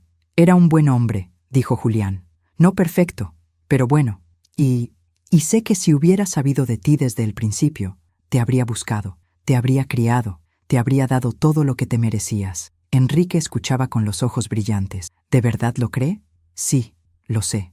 Se quedaron mirándose, 2 hombres que no se conocían, pero que compartían la misma sangre, los mismos ojos, la misma sonrisa tímida. Al caer la tarde, Enrique nos invitó a su departamento. Era pequeño, un solo cuarto con una cocina integrada, un baño y un pequeño balcón con vista a la calle, pero estaba limpio, ordenado, lleno de libros. Perdonen el desorden, dijo mientras nos invitaba a pasar. No acostumbro recibir visitas. Está perfecto, le dije. Nos sentamos en el pequeño sofá. Enrique preparó café, sacó unas galletas que tenía guardadas, y seguimos hablando, durante horas, como si todo el tiempo perdido pudiera recuperarse en una sola conversación. En algún momento, Enrique preguntó, ¿y la herencia? ¿Qué es exactamente lo que Roberto me dejó? Julián y yo nos miramos. No lo sabemos con exactitud, admití. El testamento se lee en 5 días, pero, según lo que Marcela me dijo, Roberto te dejó una parte de la hacienda. ¿De la hacienda? Sí. Enrique se quedó callado. Yo no quiero nada, dijo finalmente. No vine aquí buscando dinero o tierras. Vine porque ustedes me dieron algo que el dinero nunca podría comprar. Una historia, una familia. Julián sonrió. Lo sé, pero eso no cambia el hecho de que papá quiso dejarte algo, y creo que debemos respetar su voluntad. Enrique bajó la mirada. No sé si puedo aceptarlo. No me parece justo. Usted creció con él. Usted trabajó en la hacienda. Usted se ganó ese derecho. Yo solo soy un extraño. No, dijo Julián con firmeza. No eres un extraño. Eres mi hermano. Esa noche, Julián y yo nos quedamos en un hotel cerca del departamento de Enrique. Antes de dormir, mi hijo me habló. Mamá, ¿hice lo correcto? ¿A qué te refieres? A venir aquí, a buscar a Enrique, a decirle la verdad. Me acerqué a él y le tomé la mano. Sí, hijo, hiciste lo correcto, porque la verdad siempre es mejor que la mentira, aunque duela. Julián asintió. Es raro, dijo. Hace una semana yo era hijo único, y ahora tengo un hermano mayor. ¿Cómo se siente? Asustador, pero también bien, como si una parte de mí que no sabía que estaba rota acabara de sanar. Sonreí. Tu padre estaría orgulloso de ti. ¿De verdad? Sí, porque hiciste lo que él no tuvo el valor de hacer. Enfrentaste la verdad y la aceptaste. A la mañana siguiente, Enrique nos llevó a desayunar a un mercado cerca de su casa. Comimos tamales de elote y atole de chocolate. Caminamos por las calles de Guadalajara. Enrique nos mostró la escuela donde trabajaba, la librería donde compraba sus libros, el parque donde solía sentarse a leer los fines de semana. Era como si estuviéramos construyendo algo nuevo, una relación, una familia, desde cero. Pero esa tarde, cuando regresamos al hotel, recibí una llamada del licenciado Montiel. Señora Zambrano, dijo con voz seria, necesito verla urgentemente. Hay algo sobre el testamento que debo discutir con usted antes de la lectura oficial. Se me hizo un nudo en el estómago. ¿Qué pasa? No puedo decírselo por teléfono, pero es importante, muy importante. Estoy en Guadalajara. ¿Puede esperar hasta que regrese a la Ciudad de México? No, señora, no puede esperar. ¿Podría venir a mi oficina aquí en Guadalajara? Tengo una sucursal en el centro. Miré a Julián, que me observaba con preocupación. Está bien. ¿A qué hora? ¿Puede venir ahora? Estaré esperándola. Sí, ahí voy. Le pedí a Julián que se quedara con Enrique. Quiero que pasen tiempo juntos, le dije. Sin mí, solo ustedes dos. Mamá, ¿estás segura? Sí, estaré bien. Solo voy a escuchar lo que el licenciado tiene que decir. Regreso en un par de horas. Tomé un taxi hasta la oficina del licenciado Montiel. Era un edificio moderno en el centro de Guadalajara. Subí al cuarto piso. La recepcionista me hizo pasar de inmediato. El licenciado Montiel era un hombre mayor, de unos 60 años, con lentes gruesos y una expresión seria. Señora Zambrano, me saludó, indicándome que me sentara. Gracias por venir tan rápido. ¿Qué es tan urgente, licenciado? Él abrió un folder sobre su escritorio. Hay algo sobre el testamento de su esposo que complica las cosas. ¿Qué cosa? Su esposo hizo 2 testamentos. Me quedé paralizada. ¿2? Sí. El primero, fechado hace 15 años, es el testamento que todos conocían. En ese documento, la hacienda se divide entre usted y su hijo Julián. 50% para cada uno. Sí, lo sé. Pero 2 semanas antes de morir, Roberto hizo un segundo testamento. Y en ese testamento, las cosas cambian. El licenciado Montiel sacó unos documentos y los puso frente a mí. En el segundo testamento, Roberto divide la hacienda en 3 partes. 30% para usted, 30% para Julián y 40% para Enrique Salazar Moreno. Sentí que el piso se movía debajo de mí. ¿40%? Sí, la parte más grande. Pero, ¿por qué? El licenciado suspiró. Porque Roberto dejó una carta explicativa, una carta que solo yo debía leer en caso de que surgieran disputas. Y en esa carta, Roberto explica que siente que le debe más a Enrique, porque Enrique perdió 47 años, porque Enrique creció sin padre, porque Enrique nunca tuvo la oportunidad de heredar nada. Me quedé sin palabras. Roberto escribe, continuó el licenciado, leyendo la carta. Sé que esto puede parecer injusto para Julián, pero Julián tuvo una vida llena de amor. Tuvo una familia, tuvo un padre. Enrique no tuvo nada de eso. Y yo necesito compensarlo de alguna manera, aunque sea con tierra, aunque sea con dinero. Necesito que sepa que fue importante, que siempre lo fue. Las lágrimas corrieron por mi rostro. ¿Julián sabe esto? No, nadie lo sabe, solo usted. Y ahora, usted tiene que decidir.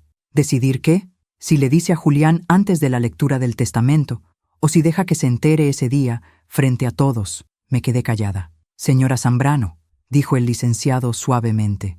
Roberto también dejó una cláusula especial, una cláusula que dice que si usted y Julián deciden renunciar a sus partes, pueden hacerlo, y en ese caso, toda la hacienda pasaría a Enrique. ¿Roberto quería que renunciáramos? No, no quería eso, pero dejó esa opción.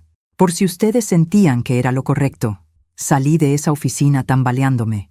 Tomé un taxi de regreso al hotel. Durante todo el camino, solo pude pensar en una cosa. Roberto me había dejado una decisión, la decisión más difícil de mi vida. Le decía a Julián que su padre le había dejado menos a él que a un hermano que acababa de conocer, o guardaba silencio y dejaba que se enterara en la lectura del testamento. Y más importante, ¿qué iban a hacer yo? ¿Iba a aceptar el testamento tal como estaba? ¿O iba a renunciar a mi parte para que Enrique tuviera todo? Cuando llegué al hotel, Julián y Enrique estaban en el lobby riendo. Se veían felices, cómodos, como hermanos que se hubieran conocido toda la vida. Me vieron entrar y sus sonrisas se desvanecieron. «Mamá», dijo Julián levantándose, «¿estás bien? Estás pálida». «Estoy bien», mentí. «Solo cansada». «¿Qué te dijo el licenciado?» «Nada importante, solo detalles sobre la lectura del testamento». Julián me miró con desconfianza, pero no insistió.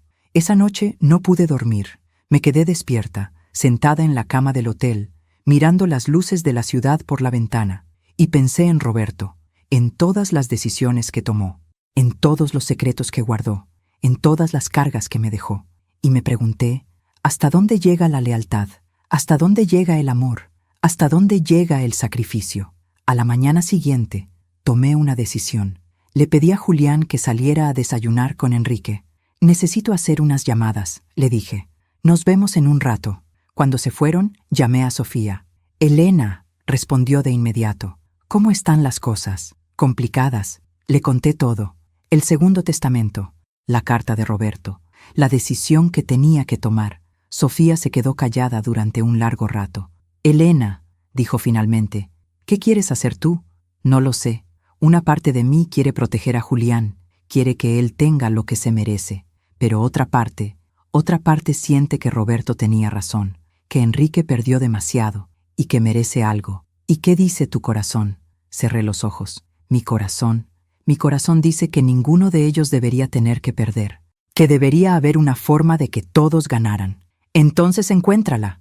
Y ahí fue cuando lo supe, lo que tenía que hacer. No iba a renunciar a mi parte de la hacienda, pero tampoco iba a pelear por ella. Iba a hacer algo diferente, algo que Roberto nunca imaginó, algo que tal vez podría sanar todo esto. Esa tarde, reuní a Julián y a Enrique en el hotel. Necesito hablar con ustedes, les dije, sobre el testamento. Se sentaron frente a mí, con expresiones preocupadas. Les conté todo, el segundo testamento, las 3 partes, el 40% para Enrique. Julián se quedó callado. Enrique, pálido. No, dijo Enrique de inmediato. No, yo no puedo aceptar eso. No es justo. Es lo que Roberto quería, dije. Pero no es lo que yo quiero, insistió Enrique. Julián es su hijo, el que crió, el que amó. Yo no soy nadie. Eres su hijo también, dijo Julián suavemente. Pero no de la misma forma. No de la misma forma. Pero igual lo eres. Julián respiró hondo. Enrique, dijo mirándolo a los ojos, si papá quiso dejarte el 40%, es porque sentía que te lo debía, y yo voy a respetar eso. Julián, no, escúchame, yo tuve todo, tuve un padre, tuve una casa, tuve amor, tú no tuviste nada de eso, y aunque ahora somos hermanos, aunque ahora estamos juntos, no puedo devolverte esos 47 años. Pero sí puedo darte esto. Enrique comenzó a llorar. No merezco esto. Sí lo mereces. Porque eres mi hermano. ¿Y por qué? Porque es lo correcto. Entonces hablé yo. Yo también voy a respetar el testamento, dije. Pero con una condición. Ambos me miraron. La hacienda no se va a dividir. Se va a mantener unida. Los 3 seremos dueños. Pero la vamos a trabajar juntos. Como familia. Enrique, si quieres, puedes mudarte a Tepoztlán. Puedes enseñar allá, o puedes seguir en Guadalajara y venir los fines de semana. No importa. Pero la hacienda va a ser de todos, y nadie la va a vender. Nunca. Julián sonrió. Me gusta esa idea.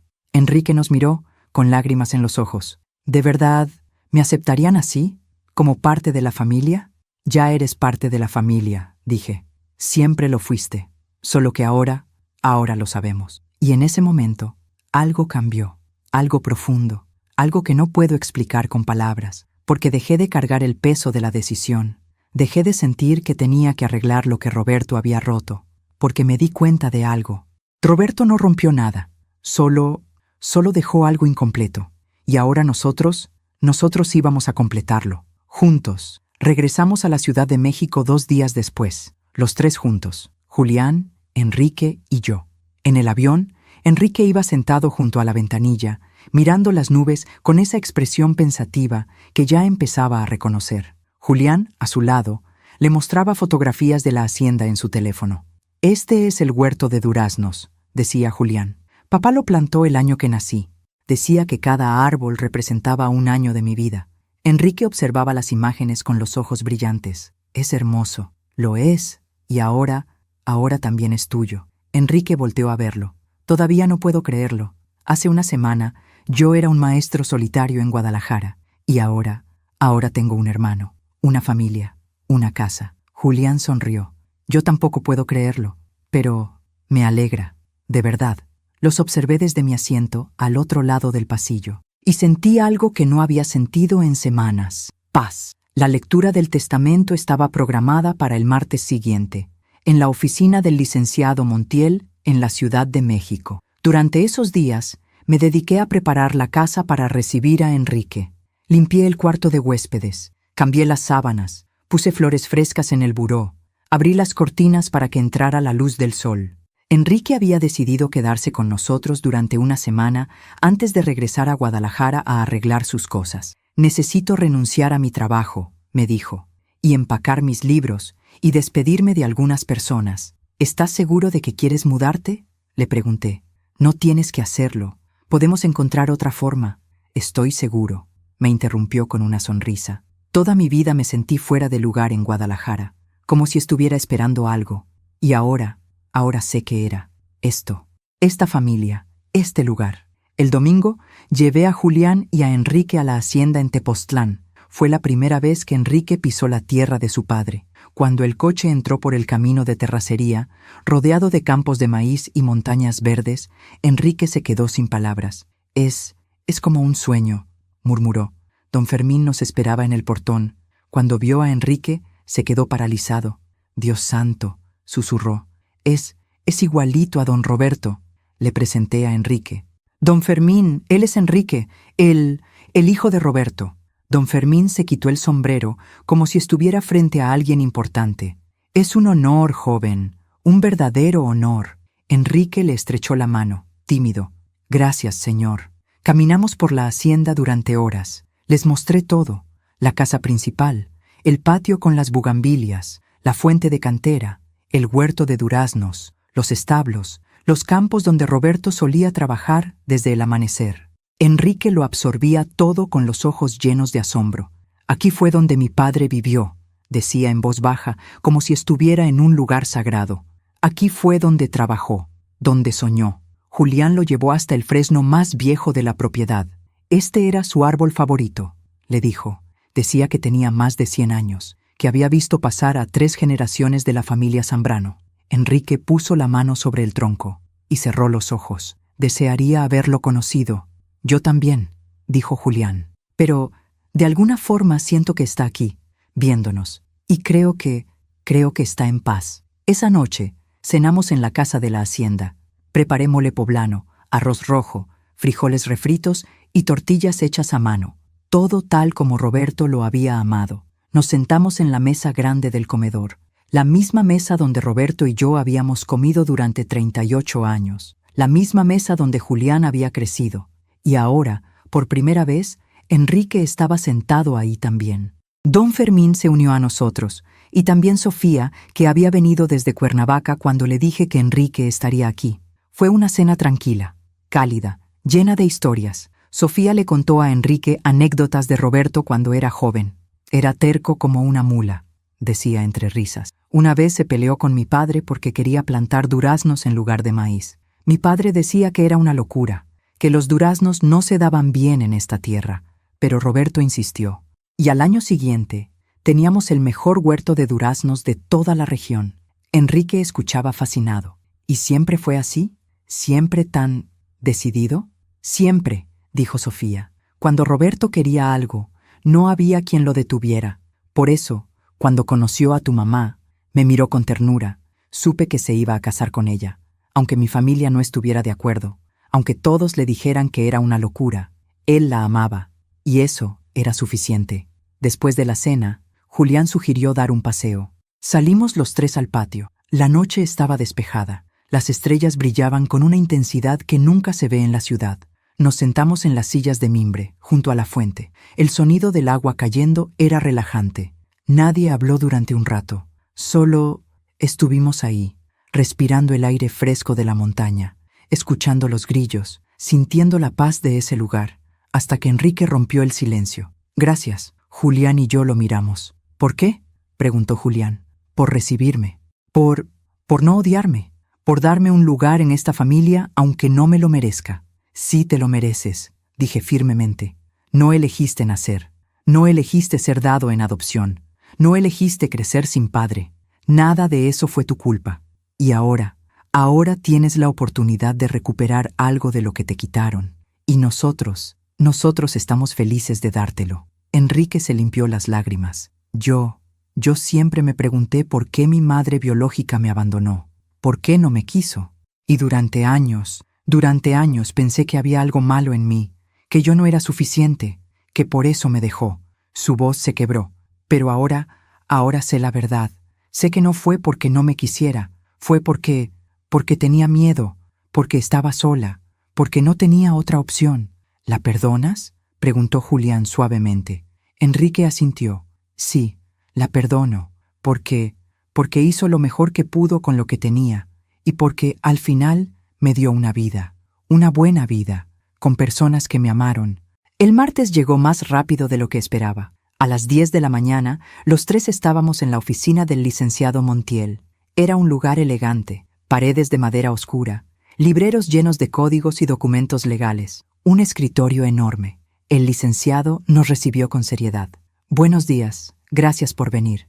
También estaba presente el licenciado Vargas, el abogado que representaba a la familia de Roberto, y un notario público para validar la lectura. Nos sentamos. El licenciado Montiel abrió un sobre lacrado. Vamos a proceder con la lectura del testamento de Roberto Zambrano García, fechado el 28 de diciembre del año pasado. Comenzó a leer. Primero, las formalidades, datos personales, declaraciones legales. Luego, llegó a la parte importante.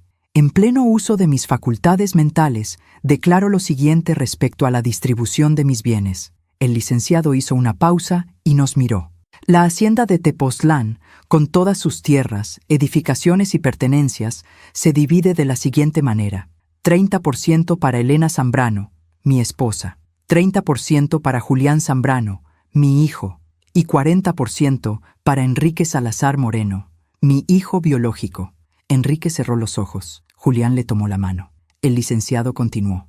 Además, dejo las siguientes disposiciones. Los ingresos generados por la hacienda se dividirán de manera equitativa entre los tres, independientemente del porcentaje de propiedad. Esto con el fin de que nadie tenga ventaja económica sobre el otro. Eso no lo sabía. Miré al licenciado sorprendida. Él asintió levemente, como diciendo, así es.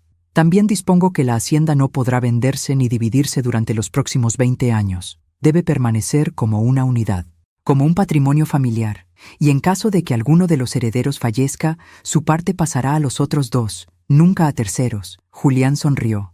Papá pensó en todo. El licenciado siguió leyendo. Asimismo, dejo un fondo de $50,000 para Enrique Salazar Moreno, como compensación por los años que no pude estar presente en su vida. Este dinero está destinado a que pueda establecerse, continuar sus estudios si así lo desea, o invertirlo como mejor le parezca. Enrique abrió los ojos, sorprendido. ¿$50,000? Sí, confirmó el licenciado. Pero eso es demasiado.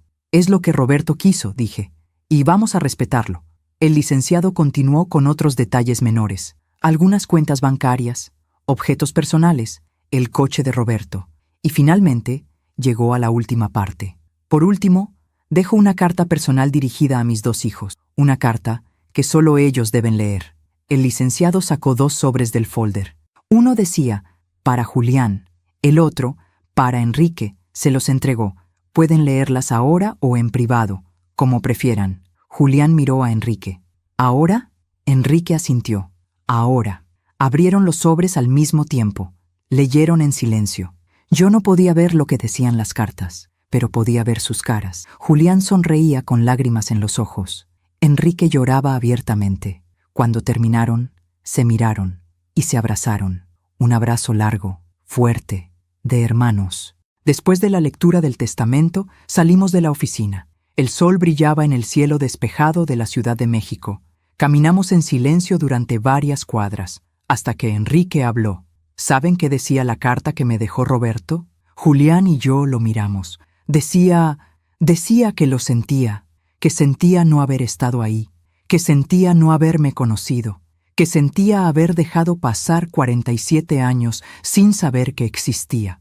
Se limpió las lágrimas. Pero también decía que estaba orgulloso de mí, que el investigador le contó todo sobre mi vida, sobre cómo mis padres adoptivos me criaron, sobre cómo me convertí en maestro, sobre cómo, a pesar de no tener mucho, yo era feliz, y que que eso era lo único que importaba. Hizo una pausa y al final decía: Enrique, no puedo devolverte los años que perdimos, pero sí puedo darte algo, una familia, un hermano, un lugar a donde pertenecer.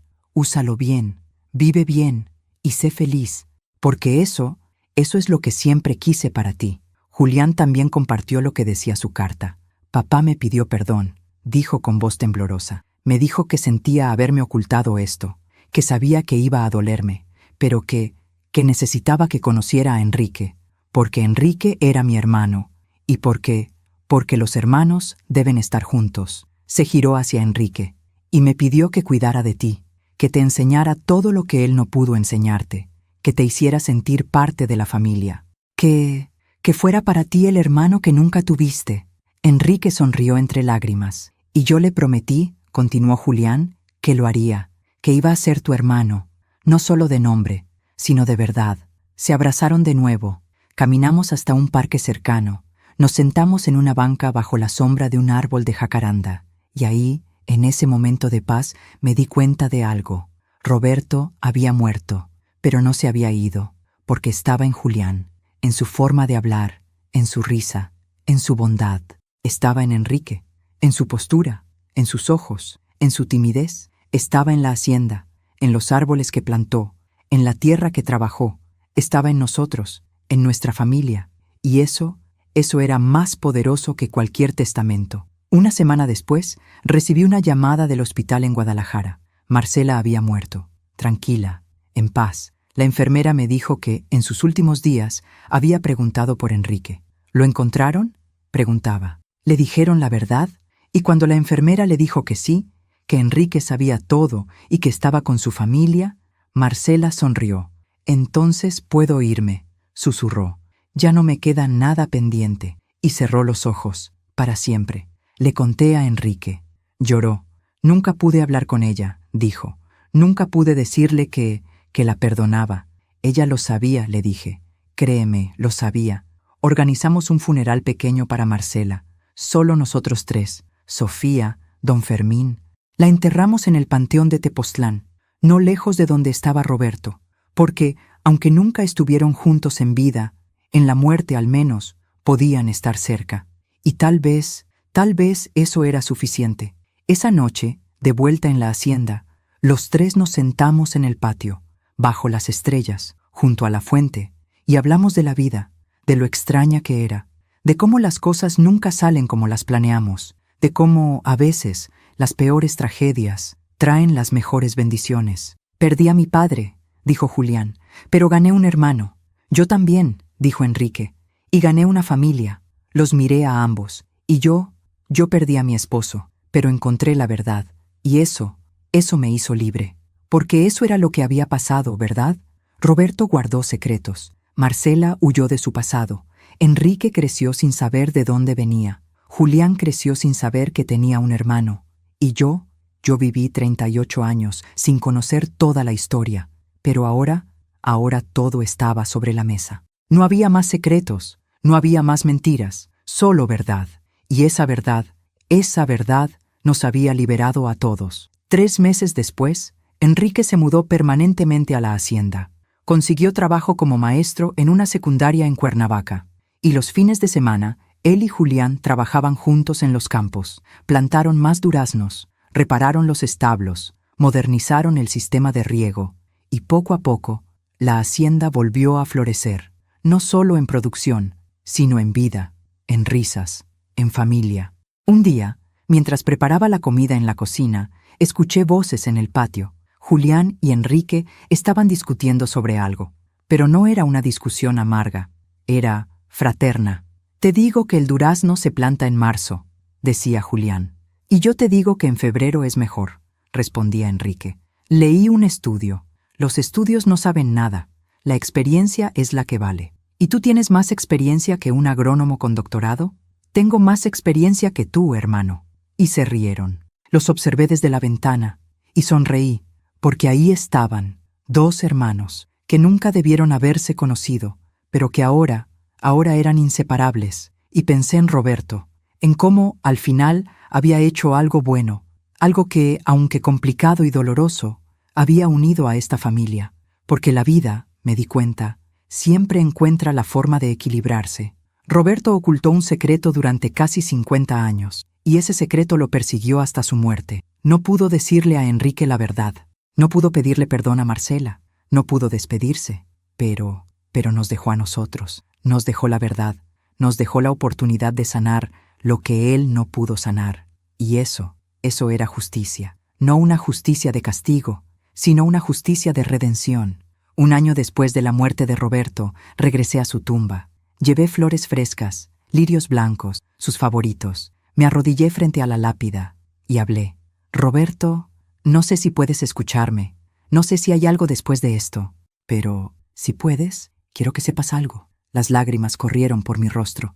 Te perdoné, por guardar secretos, por no confiar en mí, por dejarme esta carga. Te perdoné por todo. Acaricié la lápida con la mano, porque al final entendí que eras humano, que cometiste errores, que tuviste miedo, igual que todos. Sonreí entre lágrimas, pero también hiciste algo hermoso. Uniste a dos hijos que nunca se habrían conocido. Creaste una familia donde solo había vacío. Y eso vale más que cualquier secreto. Me levanté. Descansa en paz, amor mío, porque aquí todo está bien. Y era verdad, todo estaba bien, porque aunque Roberto había cometido errores, aunque había ocultado la verdad, aunque había lastimado sin querer, al final, la vida lo había equilibrado todo. Enrique encontró su familia, Julián encontró un hermano, Marcela encontró paz antes de morir, y yo encontré la fuerza para perdonar y seguir adelante, con la verdad, con la familia, con la vida. Han pasado 3 años desde que abrí aquel cofre en la caballeriza. 3 años desde que descubrí que mi marido había guardado un secreto durante casi medio siglo. 3 años desde que mi vida se partió en dos, y ahora, sentada en el corredor de la hacienda, con una taza de café de olla entre las manos y el sol de la tarde pintando las montañas de color naranja, puedo decir algo que nunca pensé que diría. Estoy en paz. La hacienda ha cambiado mucho desde entonces. Enrique vive aquí permanentemente. Convirtió uno de los cuartos de la casa principal en su biblioteca personal. Está lleno de libros, desde el piso hasta el techo. Poesía, historia, filosofía. A veces, en las noches, lo escucho leyendo en voz alta, practicando para sus clases. Se casó hace 6 meses, con una maestra de primaria que conoció en Cuernavaca, una mujer dulce, de risa fácil, que lo mira como si fuera lo más valioso del mundo. Se llama Patricia. Y cuando la vi por primera vez, supe que era la indicada, porque Enrique brillaba cuando estaba con ella, de la misma forma que Roberto brillaba cuando me miraba a mí. Julián viene a la hacienda cada fin de semana. Trae a Fernanda y a sus 2 hijas, Sofía y Valentina, 2 niñas hermosas que corren por los campos como él solía correr cuando era niño. Las niñas adoran a Enrique. «¡Tío Enrique!», gritan cuando lo ven. «¡Cuéntanos una historia!». Y él se sienta con ellas bajo el fresno viejo y les cuenta historias de héroes griegos, de princesas valientes, de dragones que aprenden a ser buenos. A veces, Julián y Enrique trabajan juntos en los campos, plantando, cosechando, reparando cercas, y aunque discuten de vez en cuando, se ríen más de lo que discuten. Porque eso es lo que hacen los hermanos, ¿verdad? Se pelean, pero también se aman. Don Fermín sigue siendo el capataz de la hacienda. Aunque ya está mayor, no quiere retirarse. «Esta tierra es mi vida, señora Elena», me dice cada vez que le sugiero que descanse. «El día que deje de trabajar aquí, ese día me muero». Y yo ya no insisto, porque entiendo lo que quiere decir. Esta tierra es más que un lugar. Es memoria, es familia, es hogar. Sofía viene a visitarnos una vez al mes. Siempre trae comida, tamales, pan dulce, chiles en nogada cuando es temporada. «Para que no olvides comer», me dice, aunque sabe que como bien. Nos sentamos en el patio, junto a la fuente, y hablamos durante horas, de la vida, de los hijos, de los nietos, y a veces hablamos de Roberto. «¿Lo extrañas?», me preguntó una vez. «Todos los días», le respondí, «pero ya no me duele como antes. Ahora es más como una nostalgia suave, como extrañar un verano de hace mucho tiempo». Sofía sonrió. «Él estaría orgulloso de ti, ¿sabes? De cómo manejaste todo esto, de cómo mantuviste a la familia unida». «No fui solo yo», dije. «Fue Julián, Fue Enrique, fuiste tú, fuimos todos. Hace 6 meses recibimos una visita inesperada. Una mujer de unos 50 años tocó a la puerta de la hacienda. Era alta, de cabello castaño, con los ojos llenos de nerviosismo. «¿Señora Elena Zambrano?», preguntó. «Sí, soy yo. ¿En qué puedo ayudarla?». La mujer respiró hondo. «Mi nombre es Cecilia Moreno. Soy la prima de Marcela». El corazón me dio un vuelco. «¿La prima de Marcela?». «Sí. Ella vivió conmigo en Guadalajara cuando estaba embarazada de Enrique y antes de morir me pidió que le entregara algo, pero no supe dónde encontrarlos hasta ahora». Sacó un sobre de su bolso. «Esto es para Enrique». Llamé a Enrique. Cuando llegó y vio a Cecilia, se quedó paralizado. «¿Usted conoció a Marcela?». «Sí», dijo Cecilia con una sonrisa triste. «Fui la única persona que estuvo con ella cuando tú naciste. La sostuve durante el parto. Y te cargué cuando eras un bebé». Enrique se llevó una mano a la boca. «¿De verdad?». «Sí, y quiero que sepas algo. Marcela te amaba, con todo su corazón. Dar en adopción fue la decisión más difícil de su vida. Lloró durante semanas, pero sabía que era lo mejor para ti». Le entregó el sobre. «Esto es una carta que escribió para ti hace 20 años, cuando se enteró de que tenía cáncer. Me pidió que te la diera si alguna vez te encontraba. Y ahora puedo cumplir mi promesa». Enrique abrió el sobre con manos temblorosas, leyó la carta en silencio y lloró. Cuando terminó, nos la compartió. «Mi querido Enrique, no sé si algún día leerás esta carta, no sé si alguna vez te encontraré, pero necesito escribirla de todas formas, porque hay cosas que debo decirte. Lo siento haberte dado en adopción, siento no haber sido lo suficientemente fuerte para quedarte, siento haberte quitado la oportunidad de conocer a tu padre. Pero quiero que sepas algo, no te abandoné porque no te quisiera, te abandoné porque te amaba demasiado, porque sabía que yo no podía darte la vida que merecías. No tenía dinero, no tenía familia, no tenía nada, y tú merecías todo. Así que te di la única cosa que podía darte, una oportunidad de tener una familia que te amara, una casa donde crecer, una vida mejor que la que yo podría haberte dado. Y rezo todos los días para que esa decisión haya sido la correcta. Rezo para que seas feliz, rezo para que te sientas amado, rezo para que, algún día, puedas perdonarme, porque aunque no estuve ahí, aunque no te vi crecer, aunque no te conocí, siempre fuiste mi hijo, y siempre te amé, con todo mi corazón. Tu madre, Marcela». Enrique dobló la carta con cuidado, la guardó en el sobre, y abrazó a Cecilia. «Gracias», le dijo, «gracias por traerme esto». «Ella te amaba, Enrique», dijo Cecilia entre lágrimas. «Nunca lo dudes». Esa noche, Enrique, Julián y yo nos sentamos en el patio, bajo las estrellas, como habíamos hecho tantas veces. «¿Sabes qué es lo más extraño de todo esto?», dijo Enrique. «¿Qué?», preguntó Julián. «Que pasé toda mi vida sintiéndome abandonado, sintiéndome como si no hubiera sido suficiente, como si mis padres biológicos no me hubieran querido». Hizo una pausa. «Pero ahora sé que no fue así. Marcela me amaba. Roberto me habría amado si hubiera sabido de mí. Y aunque no crecí con ellos, aunque no tuve lo que debí tener, tuve algo más». «¿Qué?», pregunté. «Tuve 2 familias, la familia que me crió y la familia que me encontró». Sonrió. «Y eso es más de lo que la mayoría de la gente tiene». Julián puso una mano sobre el hombro de Enrique. «¿Sabes? Papá solía decirme algo cuando yo era niño. Decía: Julián, la familia no es solo la gente con la que compartes sangre, es la gente con la que compartes la vida». «Y tenía razón», dije. «Porque ustedes son hermanos, no porque Roberto lo dijera, no porque un testamento lo estableciera, sino porque eligieron serlo». Enrique asintió. «Y yo elijo esta familia, cada día, para siempre». Los meses siguientes fueron tranquilos, buenos. La hacienda produjo la mejor cosecha de duraznos en años. Julián consiguió un nuevo contrato con una empresa de jugos naturales. Ahora vendemos nuestra producción en todo el país.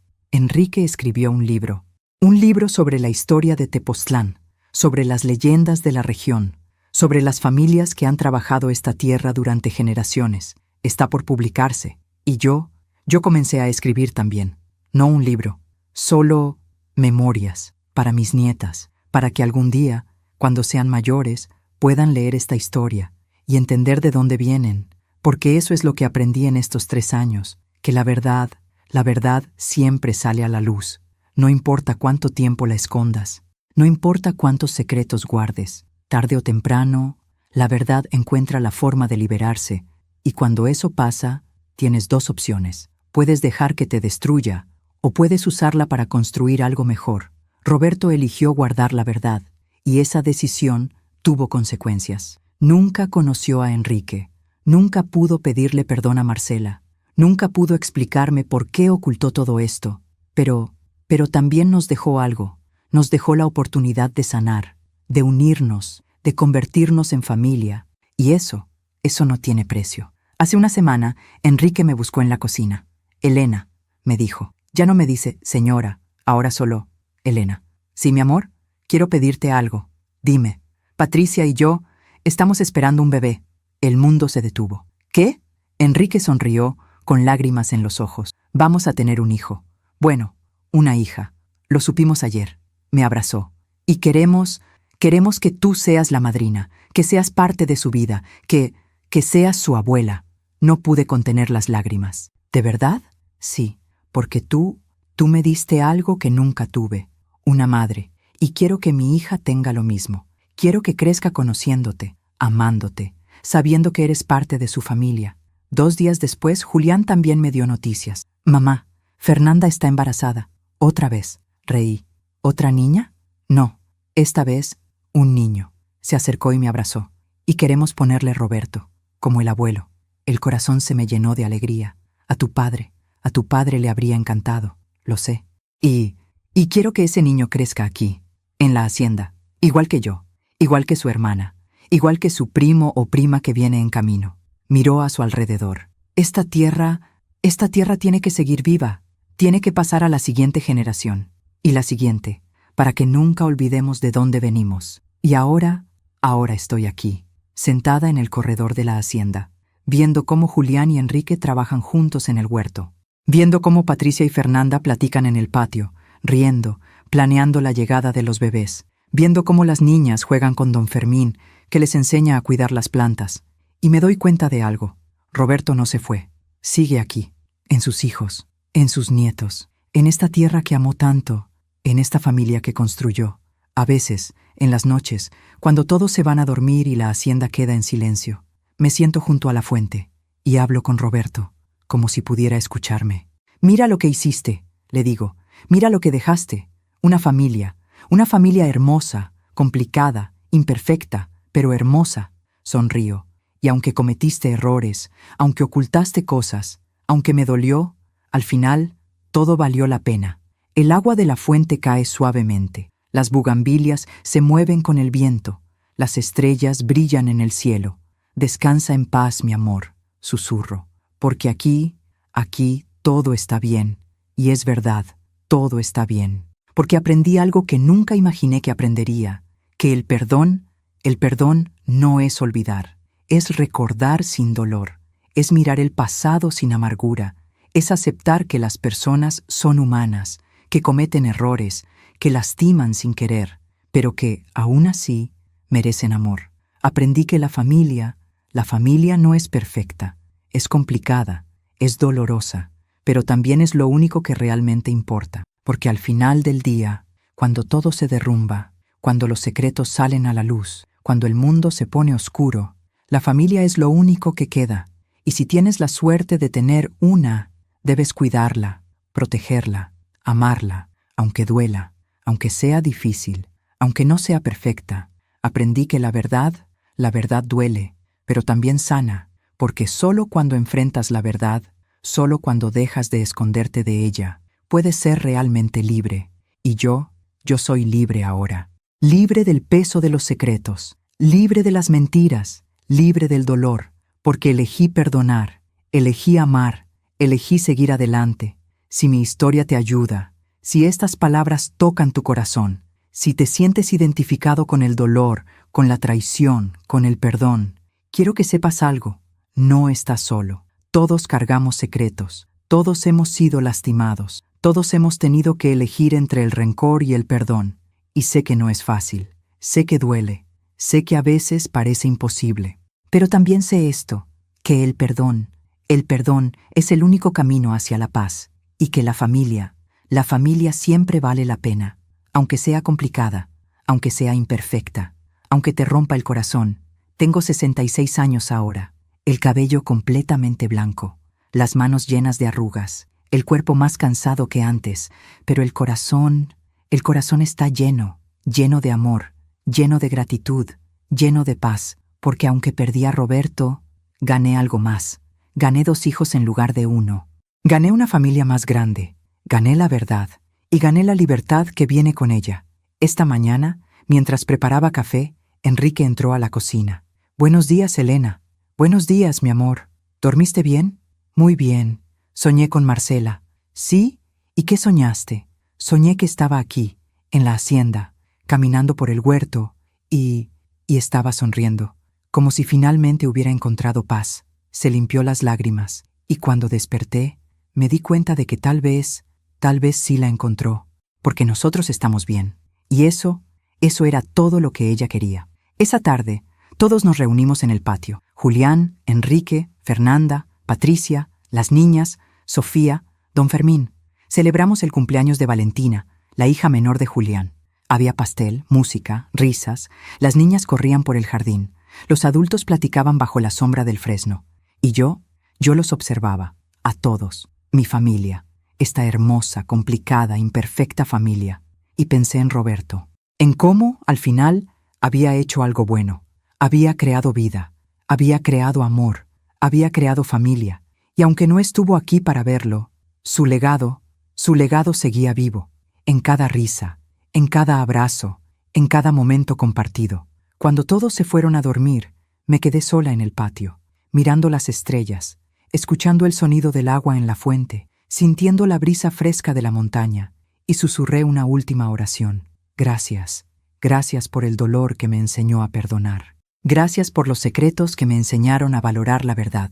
Gracias por la pérdida que me enseñó a apreciar lo que tengo. Y gracias por esta familia, porque al final, eso es todo lo que importa. Gracias por escucharme hasta el final. Gracias por acompañarme en este viaje. Gracias por permitirme compartir mi historia contigo. Si esta historia tocó tu corazón, si te hizo pensar, si te ayudó a ver el perdón de una forma diferente, suscríbete y activa la campanita para escuchar más historias de mujeres que transformaron su dolor en sabiduría. Cada día, una mujer, una lección de vida. Comparte esta historia con alguien que amas, porque a veces una historia como esta puede cambiar todo un día. Que Dios te bendiga y hasta la próxima.